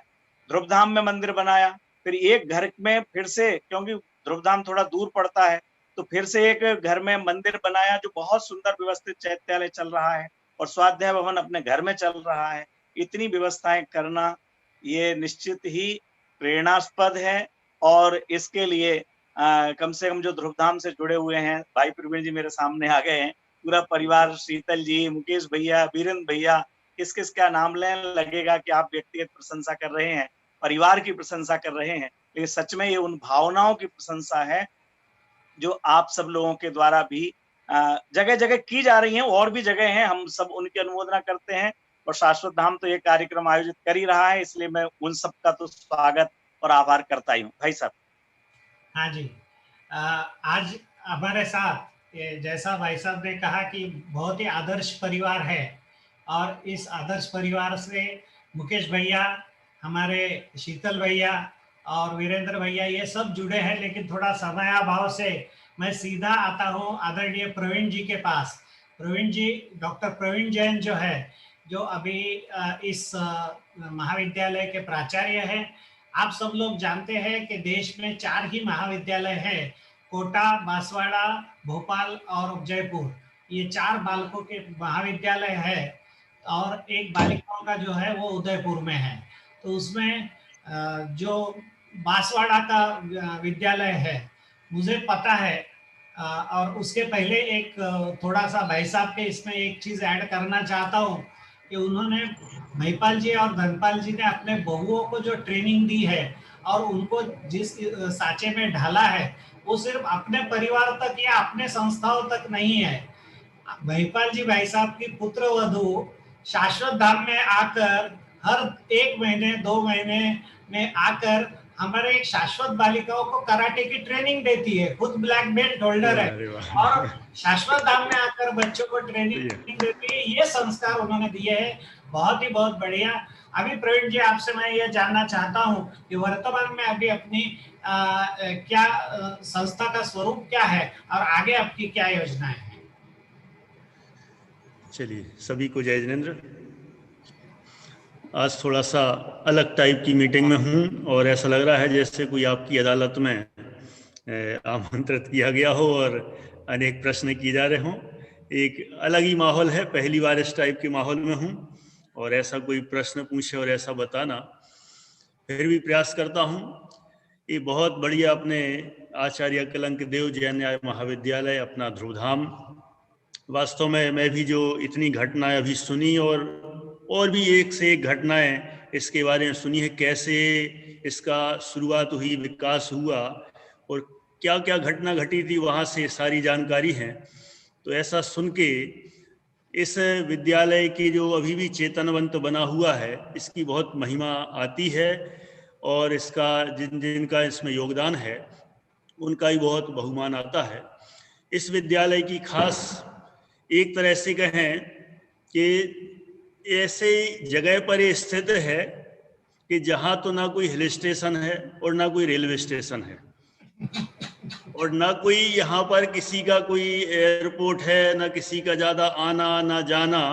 माने सबसे अलग, चूंकि तुलना करें तो हर संस्थाओं में कहीं ना कहीं ऐसी चीज है कि जहाँ कोई ना कोई आकर्षण है। सब जगह कोई ना कोई, चाहे रेलवे का हो, चाहे किसी का हो, चाहे कहीं घूमने की जगह हो, चाहे तीर्थ क्षेत्र हो, कुछ ना कुछ है। इस वातावरण से प्रभावित होकर कोई ना कोई संस्था में जाता है और सोचता है वहां रुक के हम दूसरी जगह भी घूम कर आएंगे, अपना बिजनेस पर्पज भी होता है। लेकिन ये ऐसी जगह है कि जहां इस तरह की कोई भी चीज नहीं है, और ऐसा होते हुए भी, और ये संस्था 2004 से बराबर टिकी हुई है और बहुत अच्छे से चल रही है। यहाँ कहीं कोई समस्या नहीं होती। एक बात और है, यहाँ एडमिशन से संबंधित भी कई समस्याएं आती हैं कि जैसे ज़्यादातर विद्यार्थी जयपुर शहर की तरफ जाने का आकर्षण रखते हैं, वहाँ पर आदरणीय डॉक्टर साहब हैं, उनका सानिध्य लेना चाहते हैं, और जहाँ जैसे शहर की व्यवस्था, रेलवे की व्यवस्था होती है, तो हमें विद्यार्थियों के यहाँ पर एडमिशन में थोड़ी दिक्कत तो होती है, लेकिन विद्यार्थी आते हैं, थोड़े कम परसेंटेज वाले आते हैं, लेकिन यहाँ का माहौल, जो वातावरण है, हमारे सभी के आदरणीय महिपाल जी भाई साहब, धनपाल जी भाई साहब तो हमेशा, आदरणीय महिपाल जी भाई साहब तो पूरे उसमें संलग्न रहते ही हैं, और जो चीज़ वहाँ से कदाचित हमें ना मिले, आदरणीय धनपाल जी, जिनको हम काका जी बोलते हैं, हमेशा धीरे से अंदर अंदर बोल जाते हैं, जहाँ कुछ लगे मुझे बता देना, किसी को बताने की जरूरत नहीं है, सारा काम हो जाएगा। तो हमारी जो कोई बातें ऐसी आती हैं, वो सारा सॉल्यूशन वो कर देते हैं, और विद्यालय बहुत अच्छा चलता है। विद्यार्थी सेकंड और थर्ड डिवीजन से आते हैं, और सबके सब खास विशेषता फर्स्ट क्लास फर्स्ट डिवीजन में ही पास होकर यहाँ से निकलते हैं। ये विशेषता शुरू से रही है। हमारे आदरणीय राजकुमार जी भाई साहब यहाँ थे, उन्होंने भी यही पूरा माहौल बना के यहाँ पर हमें दिया। हमें तो देखा जाए तो हमें पूरा पका पकाया माल मिला है, ना तो कोई ज़्यादा मेहनत करना पड़ी, सब मेहनत कराई थी। सामाजिक परिस्थितियां यहाँ कोई ना विकट में, ना किसी तरह की कोई सामाजिक समस्या। समाज भी अब इतनी अच्छी है, पहले विरोध था, अब जहाँ जहाँ जाओ, यहाँ मुझे 8 साल होने को हैं, समाज में जिससे मिलते हैं, ध्रुव धाम के बारे में प्रशंसा ही शब्द मिलेंगे, कहीं कोई नेगेटिविटी, माने जो अपने इसके विरोधी वाले जो थे, उनसे भी हमारा संपर्क होता है, मार्केट में जाते, कहीं जाते, तो वे लोग भी यहाँ की तारीफ ही करते हैं। और यहाँ की संस्था जो अभी बीच में ऐसा हुआ, 1-2 बार प्रसंगवश कोई सामाजिक सम्मेलन था या किसी धार्मिक उसमें गए, तो कहने में संकोच नहीं कि वहाँ के जो कुछ ऐसा वातावरण था, वहाँ कोई महाराज जी भी पधारे थे और माता जी वगैरह, इस तरह का संग सब था। उन लोगों ने ध्रुवधाम के विद्यार्थियों को, यहाँ को, सबको इतनी पूरी वहाँ की सभा में इतनी तारीफ की, और तारीफ करके यहाँ पर भी इतना अच्छा ध्रुवधाम संस्था है, मतलब उनमें भी अपनी जगह बन गई है, और वो किसी तरह के विरोध का वातावरण नहीं बनाते हैं। ये वास्तव में सभी का, हमारे जो बड़े हैं उनका ही पूरा इसमें निश्चित रूप से योगदान है, और आगे चल के संस्था चलती रहेगी। बहुत अच्छी ऐसी भावना है। बहुत सुंदर प्रवीण जी, आपने बहुत अच्छे से ये सब बात हमारे सामने रखी। अभी जैसा कि मैंने कहा कि गायक परिवार की युवा पीढ़ी भी इस कार्यक्रम में जुड़ी है, तो अभी मुकेश भैया आपने वीडियो ऑन किया नहीं होगा, तो तब तक मैं शीतल भैया से जानकारी चाहूंगा। शीतल भैया की और मेरी पहचान 8 साल पुरानी है। शिखर जी पंचकल्याणक में मेरा आधा बोझा शीतल ने अपने शीतल सर पे रखा था, और ऐसा डिपार्टमेंट उसको मिला था एकोमोडेशन का, और सबको एकोमोडेट करना इतना कठिन काम उसने बहुत ही आराम से कर दिया था। शीतल, बहुत बहुत धन्यवाद। मैं आज 8 साल के बाद तुमको जाहिर रूप से धन्यवाद करना चाहता हूँ। आपने उस वक्त बहुत अच्छे से काम संभाला था। और मुकेश भैया, हाँ मुकेश भैया, बहुत सादर जय जिनेंद्र। हाँ, अभी मुकेश भैया और शीतल भैया, आपसे मुझे ये सवाल पूछना है कि कई बार ऐसा होता है कि जो अपने पिताजी होते हैं या चाचा जी होते हैं, वो कोई अच्छा काम करते हैं, कोई सामाजिक काम करते हैं, लेकिन अपनी पर्सनल लाइटिंग अलग पड़ जाती है, तो आपको कभी ऐसा नहीं लगता है कि ये क्या फालतू में दुकानदारी लेके बैठे हैं, दुनियादारी लेके बैठे हैं, और ये क्या हमारे सर पे मजबूरी आ गई है और अभी इसको चलाना पड़ रहा है? ऐसा कभी लगा नहीं आपको? लगना चाहिए था ना। मुकेश भैया बोलो। हाँ, जय जिनेंद्र सभी को। हाँ, आपके प्रश्न का उत्तर देने से पहले मैं चाहता हूँ अपनी थोड़ी बात रखना। मैं पूज्य गुरुदेव श्री का, पूरे मुमुक्षु समाज का और सभी विद्वानों का, आदरणीय राजकुमार जी भाई साहब का, सभी का बहुत बहुत आभारी हूँ कि आप सब लोगों के सहयोग से, प्रेरणा से, मार्गदर्शन से और आशीर्वाद से आज बांसवाड़ा जैसी जगह पे एक तत्व ज्ञान का एक बहुत बड़ा वटवृक्ष खड़ा हो गया है। और ये सब आप लोगों की सहयोग से ही हुआ है। भले ही हमारा परिवार इसमें लगा है ऐसा कहा जा रहा है, लेकिन अगर इतना बड़ा समाज, अगर हमें सहयोग नहीं मिलता तो शायद हम इतने आगे बढ़ने के लिए प्रयास भी नहीं करते। इसलिए पूरा मुमुक्षु समाज और सभी का मैं बहुत बहुत आभार व्यक्त करता हूँ। शीतल भैया अभी आप बताओ, मेरे क्वेश्चन का तो जवाब इन्होंने दिया नहीं है, अभी आप दो। नहीं, हमें कभी भी ऐसा नहीं लगा कि ये हमको दिया गया है ये काम। साउंड कम कर दो। हेलो,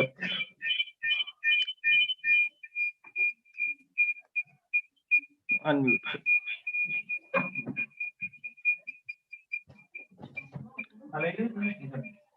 जय जिनेंद्र। जय जिनेंद्र, आवाज आ रही है? अच्छी आ रही है। नहीं, हमें कभी भी ऐसा नहीं लगा। इसमें सबसे बड़ी चीज है कि जो भी ध्रुवधाम के रिलेटेड जो डिसीजन होते हैं वो सब हम एक साथ एक मीटिंग में बैठ करके करते हैं। दादाजी वहाँ की जितनी गतिविधियां हैं वहां पर जो भी है वो हमको ब्रीफ कर देते हैं, और उसका जो भी इनपुट आउटपुट जो भी होता है हम सब उसको एनालिसिस करके सब साथ में मिलके उसका डिसीजन लेते हैं। इसलिए इसको हमको कभी ऐसा नहीं लगा कि ये हमको दिया गया है या ऐसा है। ये हम खुद ही कर रहे हैं, मतलब हम सब मिलके करें, ऐसा हमारा भावना रहता है। बहुत बढ़िया। इस तरह से हमने अभी हमारी आज की जो दूसरी संस्था थी उसके बारे में जाना। गायक परिवार जो है वो, उसका पूरा मुमुक्षु समाज हमेशा के लिए ऋणी रहेगा, क्योंकि जैसा थोड़ी सी बात प्रवीण जी भाई साहब ने कही थी कि जब समर शिविर लगते हैं, ग्रीष्मकालीन शिविर जब लगते हैं और उसमें बच्चों को जब लिया जाता है, तब वो फिल्टर हो के बाकी के बच्चे इनके हिस्से आते हैं। ऐसा मैंने खुद आंखों से देखा है। पहले बच्चों का प्रेफरेंस रहेगा जयपुर, उसमें से कट गए वो कोटा, उसमें से कट गए वो बांसवाड़ा, और उन ऐसे पत्थरों से मूर्तियां बना के आपने भेजी है। और क्योंकि मैं हृदय पंचकल्याणक में एक्टिवली इन्वॉल्व था और वहां के 70 विद्वानों को आपसे जो बन गए हैं, उस 70 विद्वानों को प्रत्यक्ष मैं मिला हूँ, तो मैंने देखा है कि आपने बहुत ही सुंदर मूर्तियां बनाई है। और वो वहां पर भी, अभी दक्षिण भारत में भी, क्योंकि ज्यादातर बांसवाड़ा में जो विद्यार्थी आते हैं महाराष्ट्र और कर्नाटक के बॉर्डर से और थोड़ा सा मध्य प्रदेश से, इस तरह से बच्चे आते हैं। तो इसलिए आपने बहुत ही सुंदर काम किया। चलिए अभी बढ़ते हैं एक ऐसे संस्था की तरफ, जो संस्था पूज्य गुरुदेव श्री के प्रभावना योग में तो स्थापन हुई है, लेकिन बहुत ही विवादों से ये संस्था शुरू हुई थी। और आप सभी को याद होगा, गोली का जवाब गाली से नहीं। आदरणीय हुकुमचंद जी भारिल, छोटे दादा का ये जो बहुत ही प्रख्यात व्याख्यान है कि गोली का जवाब गाली से नहीं, तो ये दादा को क्यों कहना पड़ा? ये दादा को इसलिए कहना पड़ा क्योंकि नागपुर जैसे क्षेत्र में ये घटना घटी थी और उसके साक्षीदार यहाँ पर हमारे कई साथीदार बैठे हैं।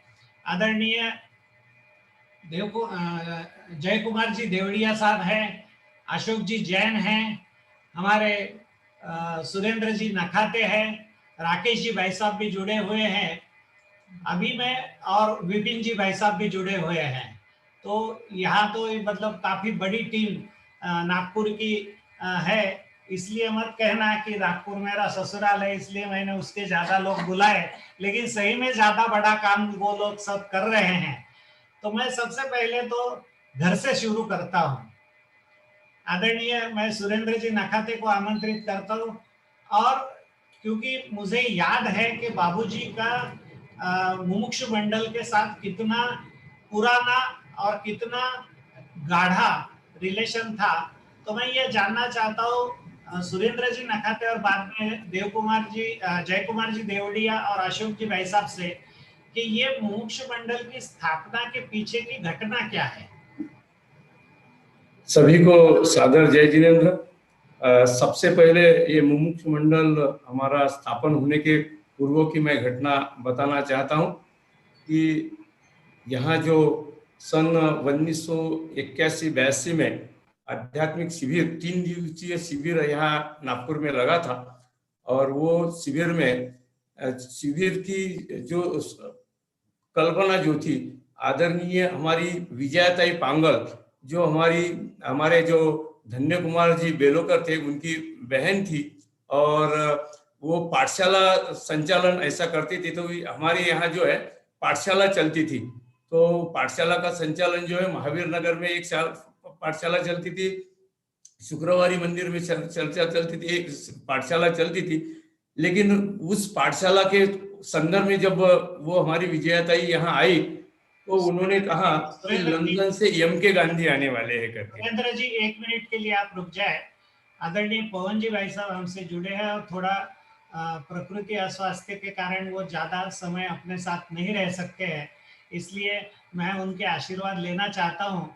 आदरणीय पवन जी भाई साहब, संजय जी आप अगर देख पा रहे हैं पवन जी भाई साहब को सुधीर जी के आईडी से होंगे या अशोक जी लोहाड़िया इनके आईडी से होंगे। हाँ हाँ। जय जिनेंद्र,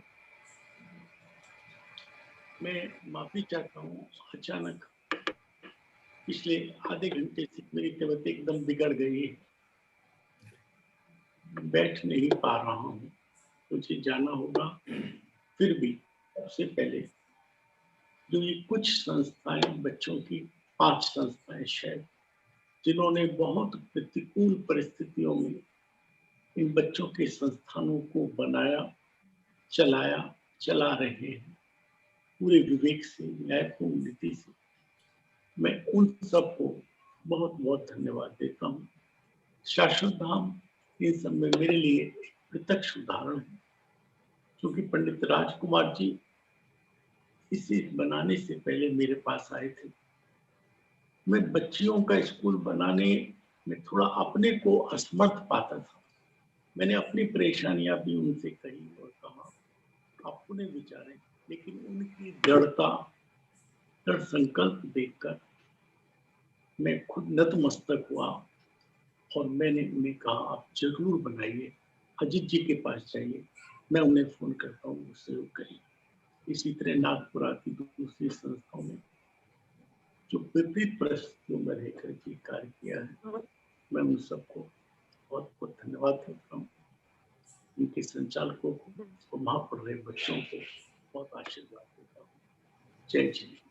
बहुत बहुत धन्यवाद भाई साहब, आपके थोड़े से संबोधन में भी हमको बहुत बड़ी एनर्जी मिलती है और आप हमारे प्रेरणा स्रोत है। चलिए सुरेंद्र जी भाई साहब आप आगे बढ़िए। तो जब वो विजयाताई यहाँ आई तो प्रश्न ऐसा निकला था कि भाई अपन यहाँ एक 3 दिवसीय आध्यात्मिक शिविर अपन लेंगे। उसके लिए वो बीच में वो सोलापुर में वो हमारे एम.के. गांधी जो है, जो लंदन रहते हैं, वे आने वाले थे। तो ये शिविर की व्यवस्था करने के लिए कैसा करेंगे, क्यों कि उस वक्त इस महावीर नगर में सिर्फ 2 ही परिवार ऐसे थे, हमारा घर और बाजू वाले जो सवाने हीराचंद जी सवाने रहते, यही सिर्फ 2 मुमुक्षु थे। और हम लोगों को वो हमेशा जब भी परिवार मंदिर में कार्यक्रम होता था उस वक्त उसमें हम जाते थे। तो विजयाताई ने बोला कि अगर आपको कार्यक्रम करना है, इतना बड़ा शिविर करना है, तो आप कैसा करेंगे। तो मैं और हमारे बड़े भाई आदिनाथ जी नखाते, उनके जो गुरु थे अपने धन्य कुमार जी, उन्होंने उनको पढ़ाया था। मैं भी एमबी आश्रम में कारंजा में पढ़ा था, इसलिए हमारे दोनों के गुरु एक ही थे। तो हम दोनों भाई एक दिन रात को यहाँ से नागपुर निकले और सिरपुर गए। तो हमने अपना प्रस्ताव रखा। क्यों कि हमारा जो समाज है, कहने में हमको कोई शर्म नहीं है, हमारा जो ये सहितवाल समाज है, अभी अभी आपको इसमें वो एक 30-40 साल 20-25 साल से दिखेगा जो मुमुक्ष समाज में परिवर्तित हुआ। वैसे हम बेसिकली तो पूरे ये 20पंथी है, यानी पूरा हमारे यहाँ धूप फल पूजा दूध ये इसी का हमारा ये चलता है। सिर्फ 2 परिवार ऐसे थे, वो सवाने और हम। तो मैं और बाबूजी हम साथ में गए वहां और धन्य कुमार जी से बोला कि भाई कि ऐसा ऐसा अपने को वो एम के गांधी आने वाले हैं, उसका अपने को यहाँ कार्यक्रम करने का है, शिविर तो क्या करेंगे। तो उन्होंने जो कहा वो मैं आपको शब्द में कहता हूँ। उन्होंने कहा, अरे आदिनाथ, तुला जर शिबिर करायचं असेल, पैशाची व्यवस्था तू जर समाजाकडनं करत असशील तर तुला तुझा हा कार्यक्रम सक्सेस होणार नाही, तुला तुझ्या बलबुतीवर तुला पैशाची व्यवस्था करावं लागेल। कहने का मतलब, इसका अर्थ हमारे अजीत जी बता देंगे, जो मैंने मराठी में, क्योंकि वाक्य की पुनरावृत्ति न हो ये मेरा भाव है उसके पीछे। तो फिर हम दोनों भाई रात को फिर सुबह वहां पहुंचे, फिर दिन भर वहां बैठे, रात को हम वहां से फिर यहाँ आए। तो हम दोनों भाई ने विचार किया कि पैसे की व्यवस्था कैसे करेंगे, पैसे की व्यवस्था कैसे करेंगे। और कार्यक्रम बहुत बड़ा करना था। कार्यक्रम इसलिए बड़ा करना था कि वो एम के गांधी जो लंदन से आने वाले थे, फिर हमारे जो डॉक्टर हुकुमचंद जी भारिल, मुकुंद भाई खारा, उसके बाद में तुम्हारे कांतिलाल जी मोटानी, उसके बाद में वो बल्लू भाई, ये सब। और उस वक्त हमारे जो राकेश जी है, जो हमारे नागपुर के डॉक्टर राकेश जी जैन, वो उस वक्त वहां जयपुर में पढ़ते थे, तो वे भी सब ये किया। तो हमने फिर उस वक्त के हमारे मंत्रिमंडल, हमारे जो परिवार मंदिर के ट्रस्टी थे आदरणीय निर्मल कुमार जी जैनी, जो आज नहीं है, वो उस वक्त मंत्री थे, लालचंद जी मोदी हमारे वो अध्यक्ष थे, उसके बाद में अपने कुंदन लाल जी मोदी, ये सब लोगों की बैठक हमने लेना था। लेकिन उन्होंने हमको, धन्य कुमार जी ने बोला था कि जब तक पैसे की व्यवस्था नहीं होगी तब तक आपने बोलना नहीं। अगर आपने बोला और लोगों के सामने ये प्रस्ताव रखोगे कि ये शिविर लगेगा, तो लोग बोलेंगे 2 घर तुम्हारे घर के सामने रहते हैं, तो सिर्फ 2 लोगों के लिए, पूरे परिवार तुम्हारा पूरा समाज इसके लिए इतना खर्चा बाकी लोग देंगे कि नहीं देंगे, ये थोड़ा सा था। हम दोनों भाई ने विचार किया। गुरुजी का पगार अत्यंत अल्प था।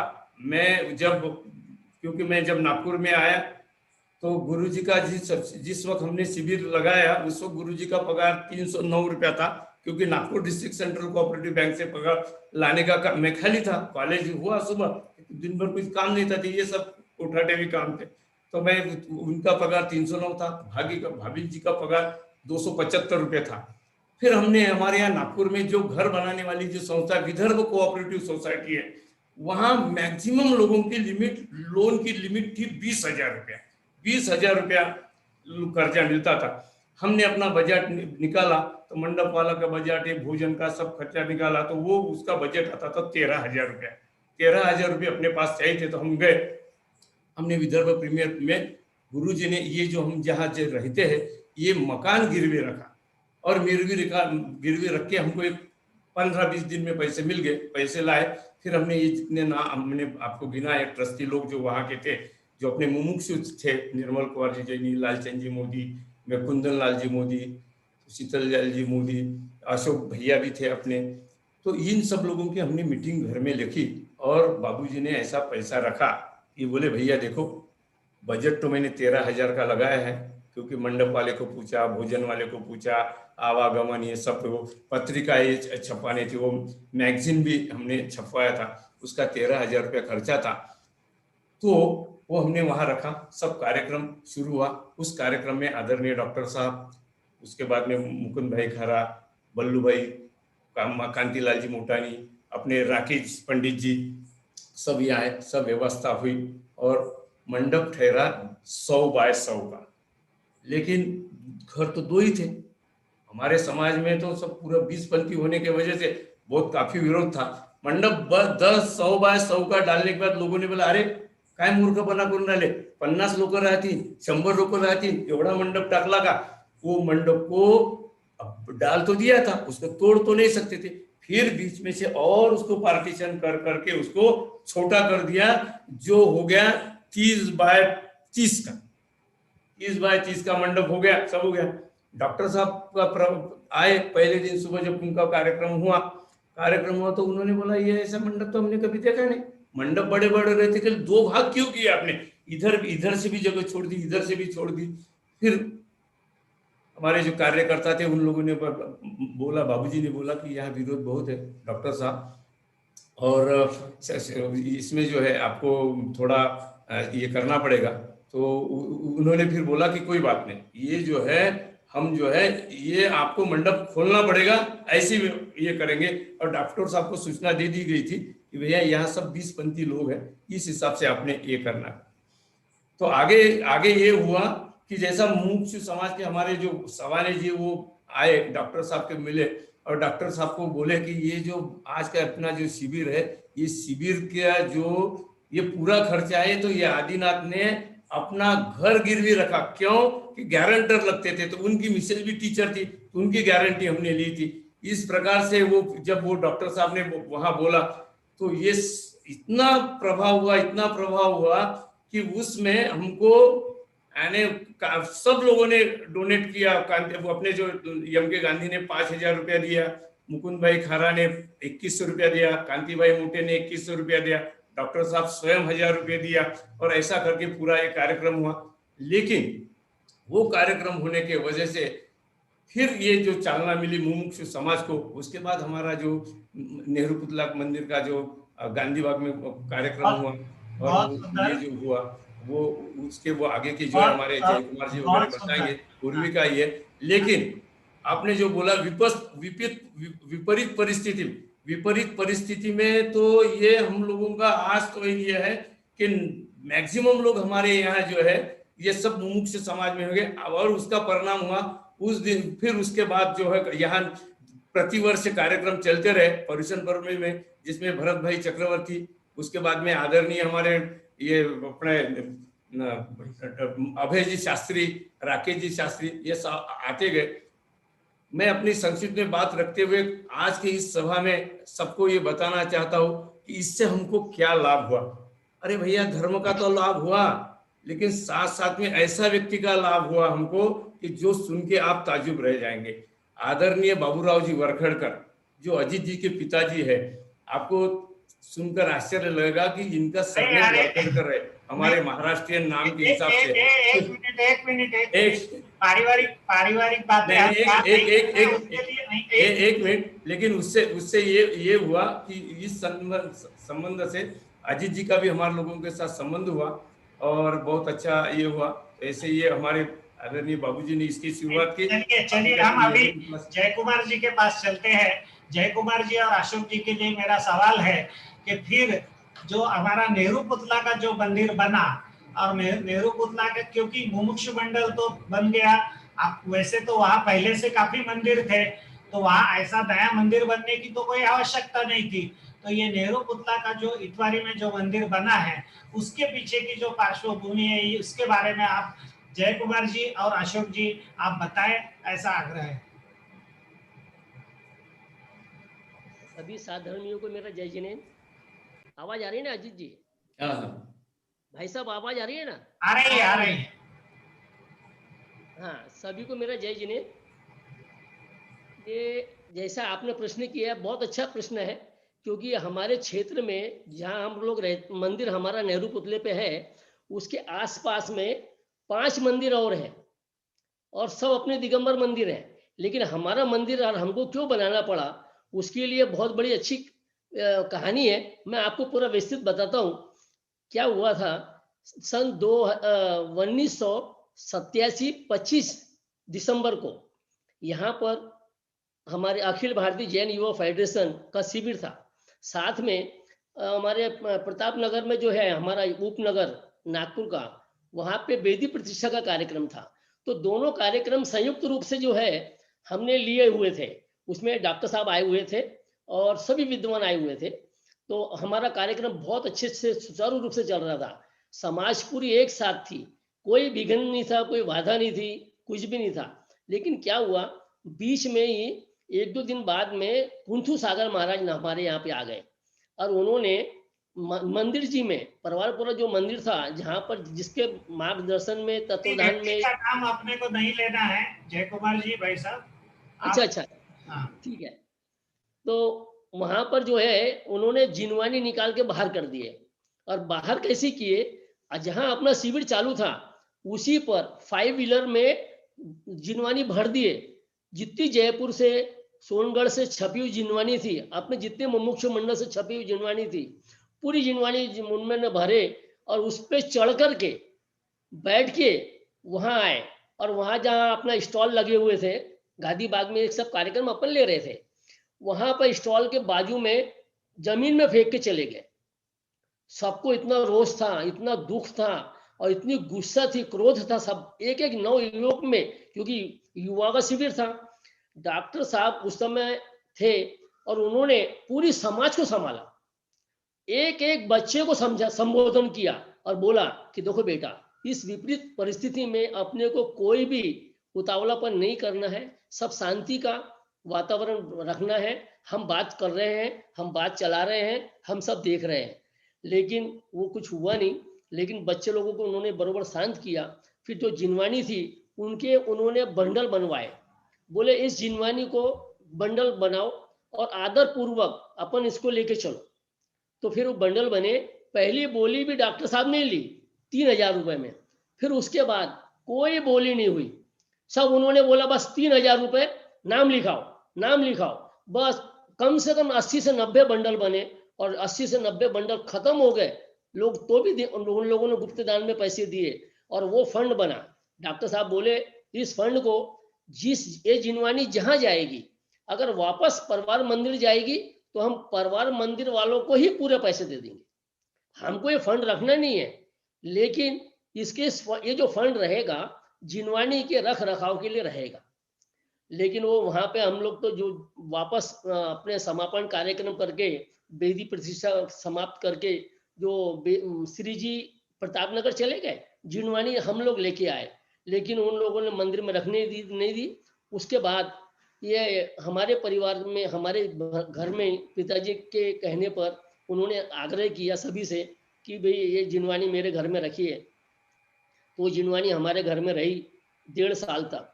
उसके बाद समाज के लोगों, समाज छोटी सी थी, मुमुक्ष समाज कोई बड़ी नहीं थी, लेकिन हिम्मत बहुत थी।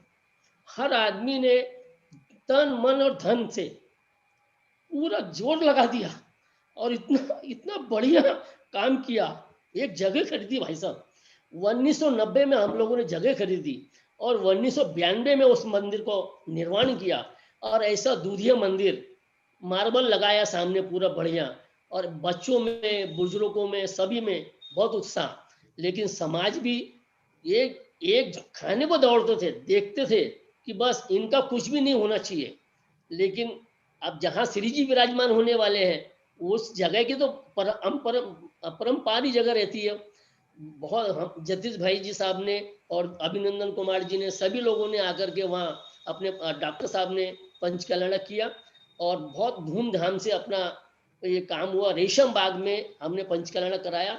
उस समय हमारे समाज के मंत्री निर्मल कुमार जी थे और अध्यक्ष श्री लालचंद जी मोदी साहब थे, और उन्होंने पूरा तन मन धन, पूरी समाज ने पूरा काम किया। और उसके बाद भी हम लोग रुके नहीं, हमारी समाज रुकी नहीं। हमारे डॉक्टर राकेश जी उन लगातार लगे रहे कि बोले अपने को कुछ ना कुछ करना है, कुछ ना कुछ बढ़ाना है। भाई साहब, उसी के लिए मैं अभी राकेश जी के पास ही आ रहा हूँ कि मंदिर मुमुक्षु मंडल स्थापन हुआ, मंदिर बन गया, तो फिर महावीर विद्या निकेतन कैसे बना? वही बता रहा हूँ। वो राकेश जी बताएंगे।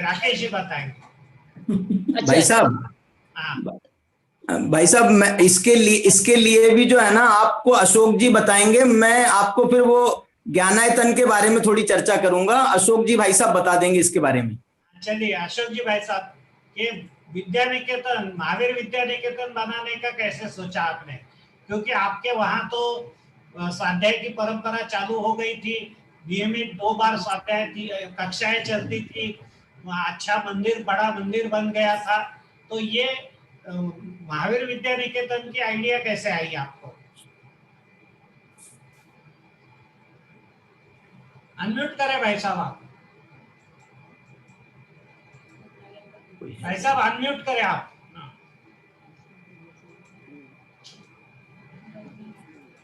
हाँ हो गया? बोलिए बोलिए। हाँ सभी को सादर जय जिनेंद्र।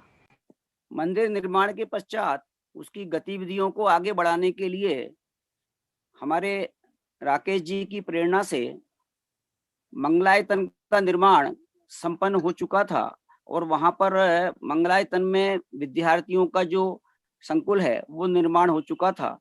उसी से प्रेरणा लेकर के राकेश जी ने यहाँ प्रस्ताव किया कि अपने को उसी प्रकार का एक विद्यालय यहाँ पर निर्माण करना है और उसके लिए जगह अपने को ढूंढना है। योगायोग से हमको हमारे मंदिर जी के ठीक सामने ही एक जगह हमारे को मिल गई और उसको 3 हिस्सों में हमने उस जगह का निर्माण किया और 4500 स्क्वायर फुट में वो जो विद्या निकेतन का वीतराग विज्ञान भवन है उसका हमने 2004 से उसकी जगह क्रय की और 2005 में उसका निर्माण प्रारंभ किया और 2008 में उसका निर्माण पूरा हुआ और उसके बाद हमने उसकी उसी वर्ष से ही महावीर विद्या निकेतन की स्थापना वहां पर की और आज लगभग 13 वर्ष का समय हो गया है और वो सुचारू रूप से आज भी संचालित है। हमारे पास 50 विद्यार्थियों की रहने की व्यवस्था है और आज भी 50 विद्यार्थी हमारे वहां पर अध्ययनरत हैं। 7वीं कक्षा से लेकर के 10वीं कक्षा तक के विद्यार्थियों को हम वहां पर अध्ययनरत कराते हैं। इस प्रकार ये महावीर विद्या निकेतन का जो संकुल है वो हमने निर्माण किया और ये सौभाग्य की बात है कि मंदिर जी के ठीक सामने हमको जगह मिली और उसमें क्योंकि ये भवन बनाना बात अलग है और भवन के में जो भी गतिविधि चले वो वहां पर मात्र वो बिल्डिंग ना रहे, वहां पर कोई भी अच्छी चीज का निर्माण वहां हो। तो ये आदिनाथ विद्या निकेतन का जो निर्माण मंगलायतन में हुआ था उसी की प्रेरणा से हमने यहाँ पर महावीर विद्या निकेतन का संचालन किया है और ये गतिविधि अभी हमारे अविरल रूप से चल रही है। अब लेकिन चूंकि शहर के बीचों बीच में यह विद्या निकेतन होने के कारण बच्चों को कोई भी अन्य एक्टिविटी करने की सुविधा वहां पर नहीं है। मुझे अच्छी तरह ख्याल है जब हमने ये भवन बना रहे थे तो आदरणीय बसंत भाई जी दोषी साहब ने हमको कहा था कि देखो शहर के बीच में बनाने में बहुत तकलीफें जाती हैं और लेकिन अब चूंकि हम काम प्रारंभ कर चुके थे लेकिन मुझे आज भी बसंत भाई जी की वो बात याद है कि उन्होंने मुझसे कहा था कि देखो अशोक जी यहाँ पर निर्माण शहरों के बीच में ऐसे बड़े बड़े निर्माण नहीं कराना चाहिए, बहुत तकलीफ जाती है। और हमने महसूस भी किया है कि हम वो आजू बाजू से बहुत ज्यादा तकलीफ का सामना करना भी पड़ता है क्योंकि बच्चे हैं कुछ ना कुछ उधम करते रहते हैं और आजू बाजू वालों को तकलीफ होती है। तो उसी को हमने अब ध्यान में रखते हुए और अब विद्या निकेतन की गतिविधियों को और आगे बढ़ाने के लिए हमने अब ज्ञानायतन की योजना अभी समाज के सामने रखी है। उस संबंध में आगे की जानकारी आपको राकेश जी देंगे। जय जिनेंद्र। राकेश जी मैं आपके पास आता हूँ उसके पहले जो मुमुक्षु मंडल का एक्सटेंशन हुआ है और एक मंदिर से 2 मंदिर हो गए हैं उसके बारे में मैं जानना चाहता हूँ हमारे नरेश जी भाई साहब, और उसके बाद मैं आऊंगा विपिन जी भाई साहब के पास। अभी आप सब लोगों की जानकारी के लिए नागपुर में स्टेशन से बिल्कुल नजदीक एम्प्रेस गार्डन में एक बहुत सुंदर छोटे से जिनालय का निर्माण हुआ है और उस निर्माण के पीछे मुख्यतः हमारे नरेश जी सिंघई जो नेहरू पुतला मंदिर से तो जुड़े हुए ही हैं लेकिन इस निर्माण में उनका प्रमुख सहभाग था। और हमारे विपिन जी भाई साहब हमारे युवा जुझारू नेतृत्व जिनको हम कहते हैं, तो ऐसे दोनों लोग जुड़ गए हैं। तो नरेश जी भाई साहब आप हमें क्योंकि जहाँ जिनवानी रखने को जगह नहीं थी वहाँ अभी 2 मंदिर बन गए, एक छात्रावास बन गया और आगे वाली तो घटना है तो एक विपिन जी बताएंगे और एक राकेश जी बताएंगे। तो ये एम्प्रेस सिटी के मंदिर के बारे में थोड़ा बताएं संक्षेप में। जय जिनेंद्र महिपाल जी, जय जिनेंद्र अजीत जी, सभी को महानुभाव को जय जिनेंद्र। बहुत दिन बाद सबके दर्शन हो रहे हैं, बहुत खुशी हो रही है। मुमुक्षु परिवार को देख के जितनी प्रसन्नता होती है उतना शायद मैं ख्याल अपने नाती पुत्र से ज्यादा अपने मुमुक्ष परिवार को देख के बड़ी प्रसन्नता होती है। अजीत जी जो आपने पूछा कि जैसे एम्प्रेस सिटी में जैन मंदिर बनवाने का कैसे क्या बना, मेरे घर में विपिन जी खास तो हम 2 ही यहाँ पे रहते हैं एम्प्रेस सिटी में जो तो यहाँ चर्चा, मेरी मिसेस शकुन और विपिन जी, हमारे घर में चर्चा होती थी कि भाई यहाँ पे एक छोटा सा चैत्यालय बनाया जाए। तो चैत्यालय बनाने के लिए हमने यहाँ पे सिटी में छोटी सी 10 बाय 10 की जगह मिल रही थी, तो वहाँ हमने कहा मानव स्तंभ बना दे या चैत्यालय बना दे। मैं बोला भाई ये बना देंगे, यहाँ का बनाने के बाद में बड़ा तकलीफ जाती है, बनाना तो आसान है। तो मैं तो इसके पक्ष में नहीं था, मैं इनको बोल रहा था, कहता था कि भाई बना लें, इसके बाद में उसका मेंटेन करना बहुत तकलीफ है। और फिर हमारा नेहरू पुतला मंदिर तो है, तो वहाँ हमें को आने जाने में परेशानी होगी, यहाँ भी 2 जगह संभालना बड़ा मुश्किल होता है। तो देखो इत्तेफाक से जब हमने काम चालू किया, बोले छोटा सा एक चैत्यालय बना लेते हैं, मानव स्तंभ बना लेंगे। जैसे बनाने का काम चालू किया तो उस समय सोसाइटी का ऑब्जेक्शन आया, इतना ज्यादा ऑब्जेक्शन आया कि हम लोगों ने भूमि पूजन करने के बाद में वो काम रोकना पड़ा। हमने काम वो रोक दिया। अब वो किस्मत, जो काम होना है ना, कैसे होता है, किस तरह से, बड़ा दुख हुआ उस काम का कि जब हमने कार्य रोक दिया।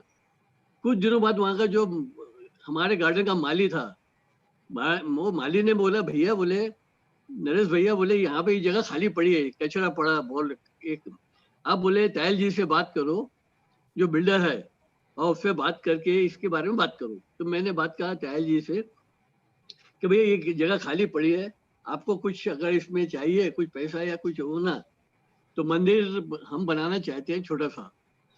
ठीक है बोले, तो बोले छोटी सी जगह आपको दे देते हैं। बोले पैसे से हम कोई लेंगे नहीं, आप मंदिर बनवा लो। तो अब काम चालू किया तो पहले 1000 से 2000 फिर 3000, आज करीब मेरे ख्याल से 3000 से ऊपर की जगह हमारे पास, हमारे पोजीशन में है। बहुत सुंदर मंदिर बना। सोसाइटी का लगातार यहाँ पर बहुत प्रेशर, ऑब्जेक्शन है, क्योंकि 3 मंदिर, एक इस्कॉन मंदिर, हनुमान मंदिर और ये जैन मंदिर, अपना मंदिर। तो ये 3 मंदिर होने से यहाँ की सोसाइटी को तकलीफ तो होती है, और लगातार उनका विरोध और ये बड़ी प्रतिकूलताएं रहती है। उसके बावजूद भी ये मंदिर सुंदर बना है। और मात्र हमारा उद्देश्य यही था कि लोग बाहर गांव से बहुत आते हैं नागपुर में इलाज करवाने के लिए, स्टेशन के पास है, आने जाने वालों को सुविधा भी है। चलो कहीं भी आते हैं, स्टेशन से 5 मिनट का रास्ता है। तो मेरे दिमाग में बस ये एक उद्देश्य लक्ष्य था कि अपने स्टेशन के पास लोगों का आना जाना नागपुर में बहुत है। उस कारण से अगर लोग यहाँ मंदिर बन जाएंगे तो लोगों को दर्शन मिलेंगे और उसका सभी को लाभ मिल सकता है। इसी मंगल भावना के साथ अपन ने कार्य किया। और अब आगे की हमारा महाविद्या निकेतन के बारे में भी अब विपिन जी और अगला प्रोजेक्ट जो बहुत बढ़िया चल रहा है, सभी को बहुत जय जिले। विपिन जी, भाई साहब आपसे मैं ये जानना चाहता हूँ, क्योंकि आप महावीर विद्या निकेतन के प्रथम प्राचार्य रहे हैं और आपने मतलब ये पौधा जो लगाया था तब से लेकर आप उससे जुड़े हुए हैं। तो मैं ये और अभी विपिन जी भाई साहब की पहचान तो पूरे देश को क्या विदेशों में भी है। सतपथ फाउंडेशन के नाम से एक बहुत ही सुंदर कार्य उनके द्वारा हो रहा है पाठशालाओं का। आप उनके पीछे जो वीडियो देख रहे हैं, ये सतपथ पाठशाला के जो बच्चे हैं उनको उनके घर से लाकर उनको पाठशाला में लाना, उनको वापस घर में छोड़ना, उनको ब्रेकफास्ट दिलाना, उनको गिफ्ट्स दिलाना, ऐसा करके बच्चों में वो जो रुचि जागृत की है। और एक सतपथ फाउंडेशन अभी वट वृक्ष जैसा बन गया है। उन्होंने उसके बाद हमारे जो मराठी बांधव भी हैं उनके लिए मराठी पाठशाला भी शुरू की और कई चीजें शुरू की है। तो मैं जानना चाहता हूँ सतपथ के बारे में और महावीर विद्या निकेतन के अभी की जो स्थिति है उसके बारे में। जय जिनेंद्र सभी को। मैं लगभग 2004 में नागपुर से जुड़ा और 2008 में श्री महावीर विद्या निकेतन की स्थापना हुई। मैं थोड़ा सा संशोधन करूंगा, मैं प्रथम प्राचार्य नहीं हूँ। प्रथम प्राचार्य हमारे विराग जी भाई साहब थे, उसके बाद जितेंद्र जी राठी वहाँ रहे और उसके बाद अशोक जी देवरी जो आज इंदौर में है वो रहे। ऐसे उसके बाद समझो मैं 2010-11 के आसपास से प्राचार्य हूँ और 2018 तक अनवरत रूप से वहाँ रहा। विद्या निकेतन का जो कार्य है वो पूरे देश में, पूरे विश्व में सब उससे परिचित हैं। मेरे सामने समस्या दूसरी थी, वो ये थी कि एक बड़ी समस्या पूरे विश्व में ये है कि युवाओं में धर्म की रुचि घटती जा रही है। तो मेरा मन ये कहता है कि युवा आसमान से नहीं टपकता है, वो बच्चा बढ़ते बढ़ते युवा हो जाता है।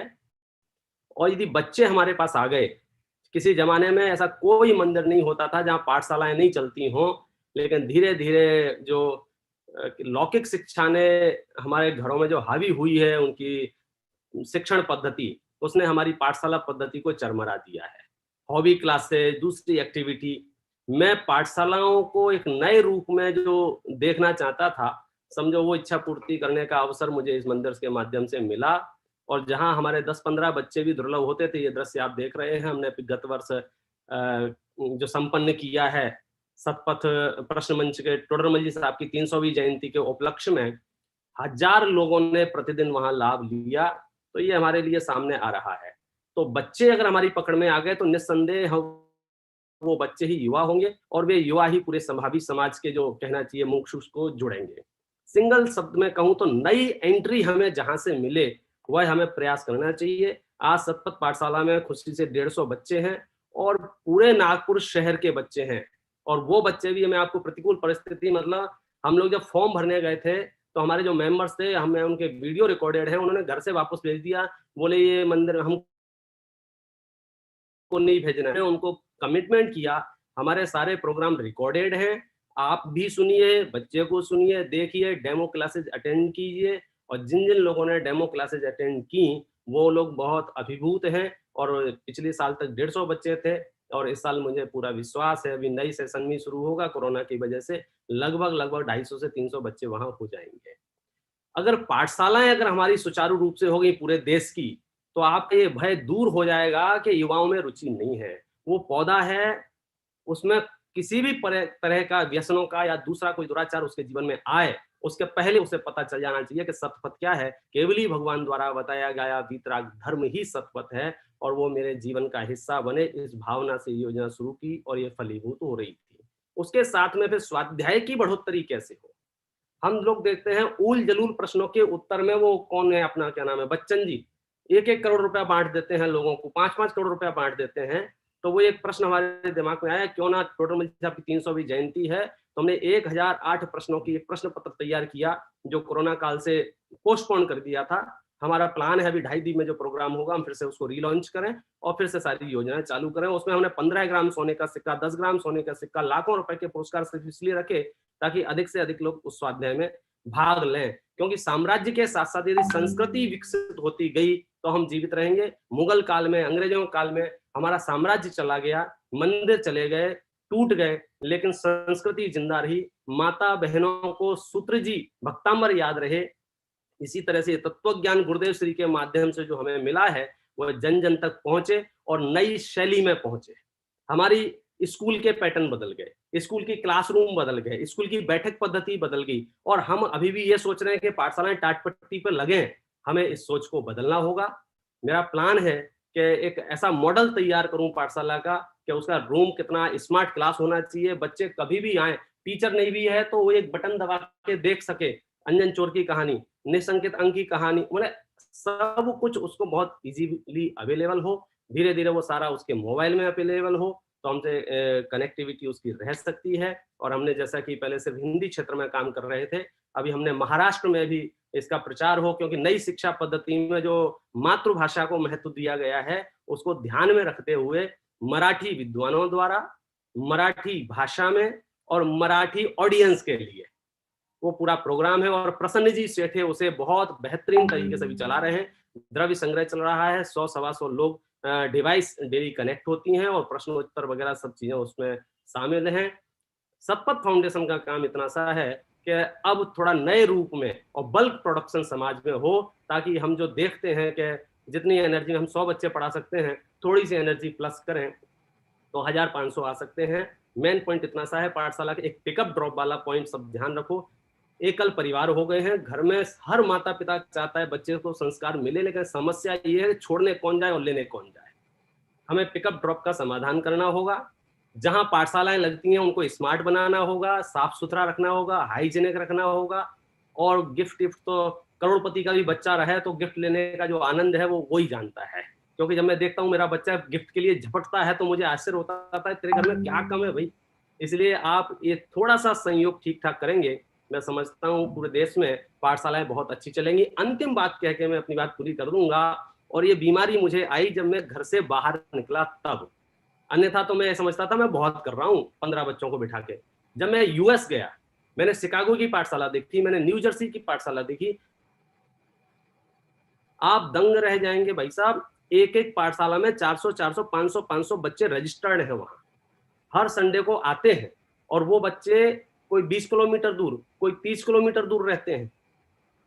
जब विदेशों में इस संख्या में बच्चे पाठशाला में पढ़ सकते हैं, तो हम तो ये धर्म नगरी कहते हैं, हर घर में धार्मिक वातावरण है, तो क्यों ना घर घर चर्चा रहे धर्म की। इस तर्ज पर उन पाठशालाओं को पुनर्जीवित किया जाए, नई पद्धति से, नई शैली से, और भविष्य में भी हमारा प्रयास होगा कि नए नए तरीके से तत्व ज्ञान जन जन तक पहुंचे, और अपर क्लास जो छूट रहा है और लोअर क्लास जो छूट रहा है, मिडिल क्लास इसमें बहुत अच्छे से एंजॉय कर रहा है। अब हमारा जो प्लान चल रहा है, डॉक्टर संजीव जी गोधा इससे जुड़े हुए हैं बहुत अच्छी तरह से, नरेश जी कंधे से कंधा मिला के काम कर रहे हैं, सुरतेश जी सातपुते जो कि मराठी विद्या विज्ञान के संपादक, प्रबंध संपादक हैं, वो इस फाउंडेशन के ट्रस्टी हैं। इस तरह से विद्वानों का एक जमावड़ा है इस ट्रस्ट में, और वो एक प्लान कर रहा है कि अपर क्लास के लोगों के लिए और लोअर क्लास के लोगों के लिए भी बेहतर प्लान आए, ताकि ये ना कहें, चाहे वो मोटाणी जी का बच्चा हो, चाहे अजित जी भाई साहब का बच्चे का बच्चा हो, क्या भाई साहब मेरे को मजा नहीं आ रहा है यहाँ। हम वो उस प्लान में अभी चल रहे हैं, और शीघ्र आपको वो प्लान भी देखने को मिलेगा, और पूरे देश में तत्व ज्ञान की धारा बहे, इस भावना से हम आप सबके सहयोग से ये काम संपन्न कर पा रहे हैं। बहुत सुंदर। मैं ये सोचता था कि ऊंचे लोग ऊंची पसंद ये स्लोगन हमारी है, लेकिन सही में तो ये स्लोगन आपने बहुत ही वास्तव में करके दिखाई है। बहुत सुंदर। अभी हम चलते हैं, समय बहुत अपनी तीव्र गति से दौड़ रहा है। राकेश जी से निवेदन है कि बहुत संक्षेप में आपके जो मुमुक्षु मंडल के आगे वाले जो कार्यक्रम है, ज्ञानायतन जो अपने को बनाना है, तो उसके बारे में आप सभी को अवगत कराए। राकेश जी भाई साहब। सभी को जय जिनेंद्र। ये जो नागपुर दिगंबर जैन स्वाध्याय मंडल ट्रस्ट है, उसके अंतर्गत नागपुर से अपन रामटेक जो हमारा तीर्थ क्षेत्र है उस जाते हैं, तो बिल्कुल ठीक बीच में एक कन्हान नाम का स्थान है। उससे 4 किलोमीटर आगे, मैंने नागपुर से लगभग 22 किलोमीटर पर एक स्थान हम लोगों ने एक 10 एकड़ जगह पहले ली थी, 1 एकड़ और बाद में ली, 11 एकड़ जगह लेकर के एक बहुत बड़ा जो है एक संकुल बनाने का विचार किया गया है। और इसके लिए हमारे को लगभग 33 लोगों ने ये जगह खरीदी है, 33 लोगों ने मिलकर के, और उनने वो पूरी जगह मंदिर को, अपने ट्रस्ट को डोनेट की है। और उस जगह पर 6 एकड़ जगह में ये हमारा संकुल निर्माण होगा। 5 एकड़ जगह में एक पीछे कॉलोनी बनाई जाएगी, जिसमें 33 लोगों को एकोमोडेशन के लिए उनको जगह दी गई है। वो बनाएंगे सब अपना अपना। हमारे शुरुआत से ही अजित जी भाई साहब हमारे साथ में जुड़े हैं, और जब हम ये जगह खरीद रहे थे तो अजित जी भाई साहब का ये कहना था कि भाई राकेश भैया, आप जो है इतना काम करो कि ये जगह आप नागपुर वाले खरीदो, और उसके बाद में ये पूरा संकुल बनाने की जिम्मेदारी मेरी है। मैं आपको सच कहता हूँ, ये जो संकुल है, ये हमारे अजित जी जो है ना, ये हमारे नागपुर के कुंवर साहब हैं, और ये कंवर साहब की ही जिम्मेदारी है। और उनको हमने नागपुर का ये सूत्रधार बनाया है, और उन्होंने ये आश्वासन भी दिया है कि ये काम हम पूरा करेंगे, सब लोग मिलकर के, कंधे से कंधा लगा करके। हमारे नागपुर के लोग भी जो जितना उनकी दम लगेगी वो पूरा सहयोग करेंगे, और पूरे शहर का, पूरे अपने मुमुक्षु समाज का इसमें हमको जरूर अवश्य सहयोग मिलेगा। इसमें हम एक बहुत बढ़िया, माने जो एक समूह शरण के अंदर जो भगवान की गंध कुटी होती है, ऐसी गंध कुटी के आकार की ही बिल्डिंग का निर्माण करके, जैसे गंध कुटी के ऊपर भगवान चतुर्मुखी विराजमान होते हैं, उसी प्रकार से माने लगभग 108 फुट ऊंचा मंदिर बनेगा। 108 फुट लगभग, उसका प्लिंथ लेवल भी 108 का रहेगा, 108 फुट का, 108 बाई 108 का, और ऊंचाई भी 108 की मंदिर की रहेगी। उसके सामने एक मानस्तंभ बनेगा, बहुत सुंदर उसका डिजाइन तैयार किया गया है। अजीत जी भाई साहब हमारे साथ में शुरू से ही हैं और कम से कम नहीं तो 10 बार वो हमारे साथ में उनकी मीटिंगें हुई हैं। कोरोना के कारण से हमारे को थोड़ा सा हमारा काम भी स्लैक हो गया, धीरमा पड़ गया, और जो है वो जगह में हमारा ये काम शुरू होने वाला है। ये उद्देश्य जैसा कि पहले हमारे अशोक भैया ने बताया था, उद्देश्य तो यही था कि ये जो हमारा विद्यालय विद्या निकेतन है, ये जो है ना कंजस्टेड एरिया में है, वो बाहर निकले, बच्चे लोग जो हैं खुली हवा में सांस ले सकें, खेल सकें, कूद सकें, उसके साथ में सारा धर्म आराधना भी करें। तो उस दृष्टि से जो है ये संकुल का निर्माण करने का योजना बनी है। और इसमें हम प्रति वर्ष 3 अष्टानिकाओं में, पर्युषण पर्व में, इसमें बड़े से बड़े अच्छे से अच्छे कार्यक्रम, और जहां तक मेरी रुचि है, मेरी रुचि तो ज्ञानवर्धक कार्यक्रम करने की ही है।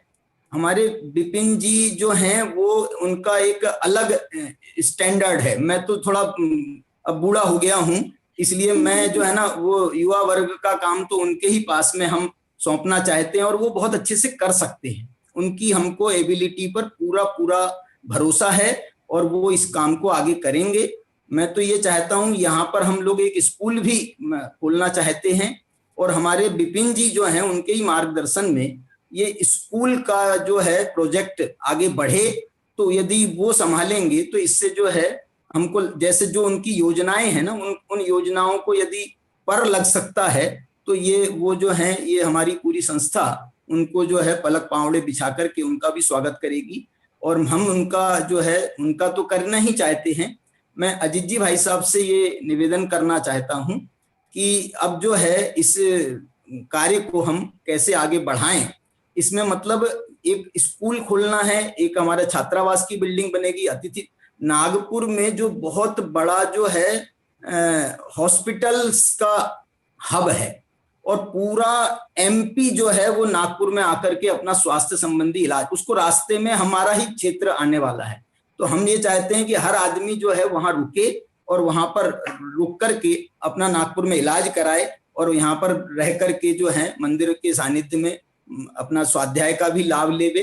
पूज्य गुरुदेव श्री की परंपरा से ही इस पूरे संकुल का निर्माण होना है, पूज्य गुरुदेव श्री के ही तत्व प्रभावना के योगदान में और उसी के अंतर्गत। और जो हम अभी समझते हैं, मैं अभी यहाँ 1 महीने रहने आया था सोनगढ़ में, लेकिन मेरा मन इतना लगा है कि मैं अब 1 महीना और मैंने एक्सटेंड किया है। तो जो है ये जो स्थान है, इसी स्थान की सुगंध, हमारा विद्या निकेतन तो बना था अलीगढ़ की सुगंध से, मंगलायतन की सुगंध से, और ये जो तीर्थधाम संकुल, जो तीर्थधाम ज्ञानायतन का निर्माण है, ये तीर्थ धाम सोनगढ़ की सुगंध से बने, ये हमारी पूरी भावना है। और उसी स्टैंडर्ड से, उसी दृष्टि से हमारे नागपुर के लोगों की जो सोच है, जैसे अभी विपिन जी के लिए कहा भाई साहब ने, ऊंचे लोग ऊंची पसंद, हमारे नागपुर के लोगों की भी ऐसी ही है। हमारा मंदिर बना तो लोगों ने कहा वाह, 20 लोगों ने मिलकर के इतना बढ़िया मंदिर बना दिया। छात्रावास खुला, हमारा विद्यालय खुला, विद्या निकेतन खुला, तो लोगों ने कहा, समाज को उलाहना देते थे कि हमारी समाज जो है 2000 घर की समाज है, परिवार समाज जो है, उनको उलाहना मिलता था कि वो 20 घर के लोग इतना बड़ा काम कर सकते हैं, वो विद्यालय चला सकते हैं, और तुम लोग क्या कर रहे हो। तो ये उलाहने से मैं तो ये कहता हूं समाज में इसके कारण भी थोड़ा प्रचार की और गतिविधियां बढ़ी हैं। हमारी प्रतिस्पर्धा में हमने शिविर लगाया तो उनने शिविर लगाया, हमने विधान किए तो उनने, हम पंचकल्याणक किए तो वहां पंचकल्याणक हुआ। मैं बताऊं आपको, आज जो है बीजेपी का शासन है पूरे देश पर, और बीजेपी का हेडक्वार्टर, आरएसएस का हेडक्वार्टर है नागपुर में, और उसी आरएसएस की जो जगह है उसी ग्राउंड पर हमारे 2 पंचकल्याणक संपन्न हुए। 2 पंचकल्याणक नागपुर के वहां संपन्न हुए। एक अम्प्रेस माल का जो पंचकल्याणक है वो उसी में, उसके अंदर ही हो गया। तो ये जो है, ये संस्था के लोगों की भी बहुत सोच अच्छी है।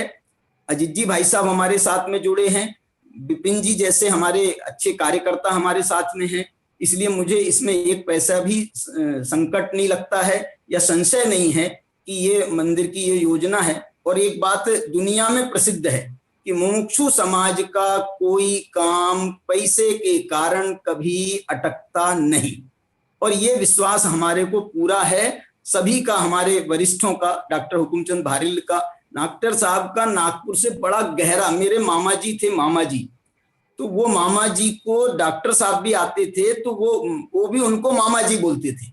और मामा जी बोले तुम्हारा कहाँ से? मैं मामा जी। बोले नहीं, तुम राकेश के मामा हो, तुम मेरे मामा हो।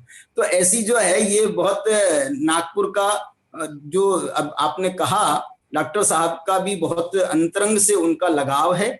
और यहाँ पर हमारे नागपुर में एक हुकुमचंद कहाणकरी साहब की फैमिली है, वो डॉक्टर साहब जब आए थे पहली बार तो उन्हीं के घर रुके थे। और जो है वो उनका बहुत, उनने इसके जो अभी सुरेंद्र ने बताया ना 1981 की बात, उसके पहले 5 साल पहले 1975 में जब अपना पूरे देश में वो महावीर निर्वाण उत्सव मनाया जा रहा था, उस समय एक बहुत बड़ा कार्यक्रम 8 दिन का इन्होंने किया था गहाणकरी जी ने। उसमें डॉक्टर साहब आए थे, सबसे पहले डॉक्टर साहब उसमें आए थे। उसके बाद में आदिनाथ जी के कार्यक्रम में आए, उसके बाद में हमारे यहाँ के पंच कल्याणकों में आए। कोई कार्यक्रम, ये एम्प्रेस का भी पंच कल्याणक हुआ था, उसमें भी डॉक्टर साहब थे। इसलिए डॉक्टर साहब का पूरा लगाव है। इसलिए हम ये समझते हैं कि ये पूरा मुमुक्षु समाज के लिए एक ये बहुत सुंदर कार्यक्रम, बहुत अच्छी योजना तैयार हुई है। इसका नामकरण भी आदरणीय भाई साहब के ही जो है प्रयासों से, नामकरण भी इसका ज्ञानायतन के रूप में उनके ही प्रयास से रखा गया। और ये जो है संस्था बहुत सुंदर, बहुत सुंदर। क्योंकि मैं अगर आपका अगर ब्रेक नहीं लगाऊं तो पता नहीं मेरा और कितना। नहीं, मेरे पास और कुछ नहीं है बोलने को। काफी मराठी लोग बैठे हुए हैं, तो मराठी में एक कहावत है, पाटील बुवा लग्न करा तुम्हीच व्हा बायको। तो हिंदी में इसके भाषांतर में आपको करके बताता हूँ कि आ बैल मुझे मार। मतलब ये मैंने आपको कह के मेरे पैर पे कुल्हाड़ी मार ली है, ऐसा मुझे लगता है। लेकिन जहाँ गुरुदेव का नाम वहाँ अजीत जैन, ऐसा मैंने एक समीकरण रखा है मन में। इसलिए हम जरूर इस अपना जो संकुल है उसको 100% उसको भी हम बहुत अच्छे से उसका निर्माण करेंगे। पूरा देश हमारे साथ है। चलिए अभी हम ज़्यादा समय नहीं गवाते हुए हमारे आज के अतिथि विशेष आदरणीय राजू भाई को मैं आमंत्रित करता हूं। राजू भाई, संक्षेप में आपको ये पूरा जो सत्र है वो कैसा लगा, और हमारा ये जो नया प्रयास था, ये वैसे तो शाश्वत धाम को अन्य संस्थाओं को लाने की कोई जरूरत नहीं थी, हम हमारी बात कर देते तो भी काफी था। लेकिन मेरा हमेशा से ये रहा है कि सब मुमुक्षु समाज हम एक साथ मिलकर अगर काम करेंगे तो बहुत एक बड़ा संबल हम सबको मिल सकता है। तो इस भावना से आज ये कार्यक्रम आयोजित किया। इस कार्यक्रम के बारे में आपकी भावना बताएं। जय जिनेंद्र सबको। सबसे पहले तो शाश्वत धाम के ये तृतीय आपका वार्षिकोत्सव में आपने 3 दिन का ये समारोह किया, उसके लिए बहुत बहुत बधाई। आपने जो ये प्रयास किया है सही में प्रशंसनीय है। और अभी राकेश जी ने और सबने बताया कि अजीत जी हमारे साथ है। मैं तो ये बोलता हूं कि समाज की कोई संस्था ऐसा नहीं बोल सकती कि अजीत जी हमारे साथ नहीं थे। और हम सब ये बोलते हैं, हमारे भी चैतन्य धाम का जब निर्माण चल रहा था हमको यही लग रहा था कि अजीत जी तो मतलब अजीत जी का ही ऐसा है कि वो हर रोज पूछते थे कि क्या प्रॉब्लम है, क्या आगे चल रहा है और कैसा डेवलपमेंट है। उनको 24 घंटा कोई भी संस्था हो तो उनको एक अंदर से ये रहता है कि ये संस्था कैसे जल्दी से प्रोग्रेस करे और जल्द से जल्द इसकी प्रतिष्ठा होए। और सभी संस्थाओं में जुड़कर अजीत भाई ने जो उन्होंने बताया कि 2002 तक, शायद बताया 2004 तक तो मैं इसमें इतना नहीं जुड़ा था, और पवन जी साहब के मिलने के बाद बहुत अच्छी तरह जुड़ा। और इतने कम समय में इतनी सभी संस्थाओं में इतना अपनापन करना बहुत ही बड़ी बात है। दूसरी बात, ये तीनों संस्थाओं का जो मैं देख रहा था, हमको कई बार ऐसा लग रहा था चैतन्य धाम के निर्माण के समय कि बहुत बाधाएं आई, मगर जो ये 3 संस्थाओं की जो बाधाएं थी उसके सामने तो हमारी कुछ बाधाएं ही नहीं थी। हमको तो ये लग रहा है कि हमको तो एक दिन का मलेरिया का ताव आके मिट गया ऐसा लग रहा है। आज तो ये कोरोना का काल भले बीत गया, मगर हमको ऐसा लग रहा है कि ये 3 संस्थाओं के सामने हमेरा कुछ प्रॉब्लम ही नहीं था। और बहुत ही सही में आपने बहुत बड़ा प्रयास अच्छा किया है और आप सबको जोड़ के साथ लेके ही चलते हैं। और सभी जगह ऐसे ही, और आप मतलब निरंतर ऐसा प्रयास करते रहे, ऐसी मेरी भावना है। एक विपिन जी की बात के लिए मैं एक थोड़ा बोलना चाहूंगा कि विपिन जी ने अभी बताया कि ई पाठशाला, क्योंकि आज के जमाने में जब लड़के भी ऐसे ई पाठशाला में एजुकेशन लेते हैं, तो उसमें एक मैं बताना चाहूंगा कि आपने बताया हमारे वस्त्रापुर मंदिर में 350 बच्चे पढ़ते हैं, और हमने वहाँ ई पाठशाला अलग अलग क्लासेस के रूप में किया है। और एक आपने आवागमन की व्यवस्था के बारे में बताया, तो वहां के लिए हमने स्कूल जो वैन होती है उसको हायर किया हुआ है, और वो हम सब बच्चों को लाने और छोड़ने के लिए जाती है। ऐसा भी हम अच्छी तरह चला रहे, और बहुत कई सालों से, इस साल पूरा बंद है, मगर ऐसे बहुत ही अच्छी तरह मेरा चल रहा है। और सही में आपने जो बताया कि भाई आने जाने के लिए जो अगर व्यवस्था हो तो बच्चे ज्यादा जुड़ेंगे, हमको भी ये एक अनुभव है कि ये उससे बहुत ही अच्छे जुड़ते हैं। और बाकी तो ऐसे बढ़िया चलता ही है। मेरे को ये सब संस्थाओं का सुन के भी बहुत कहना था, मगर समय बहुत हो गया है, तो मैं आपका सबका आभार व्यक्त करते, खूब खूब अभिनंदन। जय जिनेंद्र। हमारे बीच ज्ञानोदय तीर्थ के अध्यक्ष आदरणीय अशोक जी भाई साहब भी है, क्योंकि इस कार्यक्रम के लिए मैंने अतिथि भी ऐसे चुने हैं कि जो कोई संस्था चलाते हैं, तो जो एक दूसरे का सुख दुख जानते हैं। तो इस तरह से हमारे अशोक जी भाई साहब हमको संबोधित करें, ऐसा मैं निवेदन करता हूं। अशोक जी भाई साहब। सभी को सादर जय जिनेंद्र। जय जिनेंद्र। अभी भाई साहब ने ये शाश्वत धाम का 3 दिन का कार्यक्रम रखा उनके तृतीय वार्षिकोत्सव पर, तो उसके लिए बहुत बहुत बधाइयां। दूसरा, ये जो संस्थाओं की सिद्धायतन हुआ, महावीर विद्या निकेतन हुआ, धाम हुआ, इसके बारे में विस्तृत जानकारियां सबकी मिली, सबके अनुभव जाने, तो ऐसा लगा कि पूज्य गुरुदेव श्री का ऐसा प्रताप है कि जो भी जो कार्य हाथ में लेता है उसको पता नहीं वो कैसे है ना पूज्य गुरुदेव श्री के नाम से ही पूरा हो जाता है, और सबको है ना जो इतना उत्साह रहता है कार्य करने का। जैसा अजित जी भाई साहब तो अभी बताया हमारे राजू भाई ने, अजित जी भाई साहब का तो ऐसा है योग कि कोई भी कार्य हो, कोई भी संस्था हो हमारी मुक्ति समाज की, गुरुदेव श्री का नाम जहां है वहां वो तुरंत खड़े हो जाते हैं और आगे रह करके सारा कार्य करने में बराबर सबको सहयोग करते हैं। अभी राकेश जी भाई साहब ने ज्ञानायतन का भी बताया, वो ज्ञानायतन भी मेरी भावना है कि जल्दी से जल्दी बने, और सारे देश का साथ है, सारे देश का हमारे मुखियों का साथ भी है। सब लोग है ना जो मिलजुल कर ये कार्य भी करें जो पेंडिंग पड़ा हुआ है। बाकी जय जिनेंद्र, सभी ने हमें समय दिया, भाई साहब ने हमें बुलाया, इसके लिए भी बहुत बहुत धन्यवाद, आभार व्यक्त करता हूँ। जय जिनेंद्र। पर्सनल व्यक्तियों ने बोला, बहुत बहुत धन्यवाद।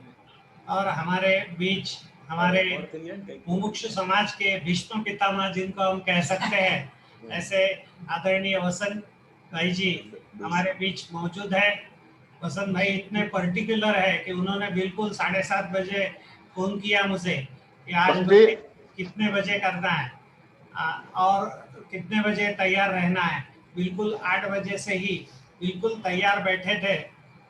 वसंत भाई आपकी आवाज आ रही है हमको, हम आपका अध्यक्षीय उद्बोधन सुनना चाहते हैं। जय जिनेंद्र। आपने एक नए प्रकार का प्रोग्राम रखा कि अंत तो सब देखते हैं, शुरुआत देखो।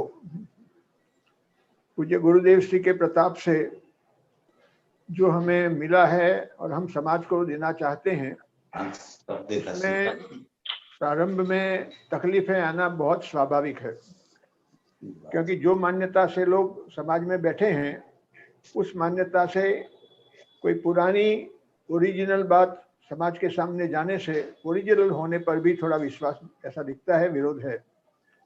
लेकिन एक बात तो जरूर है कि काम सच्चा है और सत्य के लिए किया जा रहा है, तो ये हमेशा सफलता को ही प्राप्त होना है। बात सुनी बांसवाड़ा की, देखा द्रोणगिरी का दृश्य, नागपुर की भविष्य का प्लान देखा। जब सब लोगों के बहुत बाधाओं के बाद भी काम पूरे हुए हैं तो नागपुर का भले बड़ा काम हो लेकिन क्यों पूरा नहीं होगा, अवश्य पूरा होगा। मैं चाहता हूं कि जिस तरह से समाज आगे बढ़ रहा है और मुमुक्षु संगठन ज़्यादा माने संगीन हो रहे हैं, भविष्य में अपने को एक सब काम करने में कोई बाधा नहीं आएगी। आपने सबने प्रेम से मुमुक्षु समाज का गठन किया है, हम सब उसके सिपाही हैं और ये काम भविष्य में अवश्य अवश्य अच्छी तरह से चलता रहेगा। जिसका प्लानिंग और अच्छा होगा उसको तकलीफ कम पड़ेगी, जो हफाजाट काम शुरू करेगा उसको थोड़ा तकलीफ ज़्यादा पड़ेगी। लेकिन महिलाओं को, मुमुक्षु महिलाओं को बना के संस्कार देने का काम जो किया है, तो ये संस्कार धाम ने किया है, एक बहुत बड़ी हिम्मत से काम किया है और उसका जो फल आया है वो भी अपन देख रहे हैं। मेरे हिसाब से समाज को अभी किसी भी प्रकार की छोटी या मोटी मतभेद की या मनभेद की स्थिति को खत्म करके साथ में मिलकर काम करना पड़ेगा। मुश्किलें आती हैं लेकिन जाती भी हैं, समाज सब मिलके काम करेगा तो भविष्य ऊंचा है। पूज्य गुरुदेव श्री के मार्ग में जब पवित्रता इतनी है तो पुण्य की क्या कमी है। आपको हमेशा पूरे समाज का साथ मिलेगा और हम सब स्वकल्याण के स्वाध्याय की मुख्यता रखें और प्रचार प्रसार का काम हो उसमें लगे रहें, ऐसी भावना से जैनम जयतु शासनम। पूज्य गुरु सदैव स्कंद जी स्वामी की जय हो।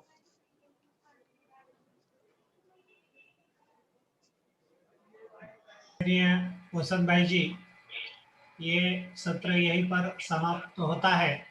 अंत में आप सब लोगों की जानकारी के लिए मैं कह देता हूँ कि जैसे ये बालिकाओं के लिए हमने ये संस्थान शुरू किया, आज इस संस्थान को 7 वर्ष पूरे हुए हैं और देश की पहली शास्त्री बालिकाओं की बैच इसी वर्ष 12 बालिकाओं की बैच पास आउट होकर निकल गई है।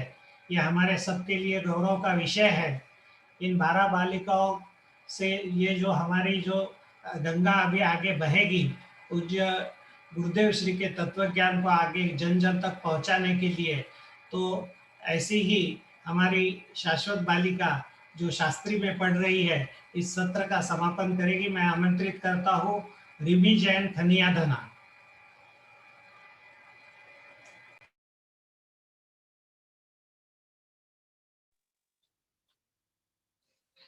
धन्यवाद आदरणीय मामा जी को, जिन्होंने मुझे फिर से संचालन का कार्यभार सौंपा।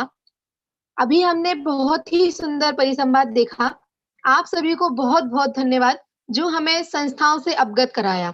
अब मैं आगे प्रातःकालीन सत्र की सूचना देना चाहती हूँ जो इस प्रकार है।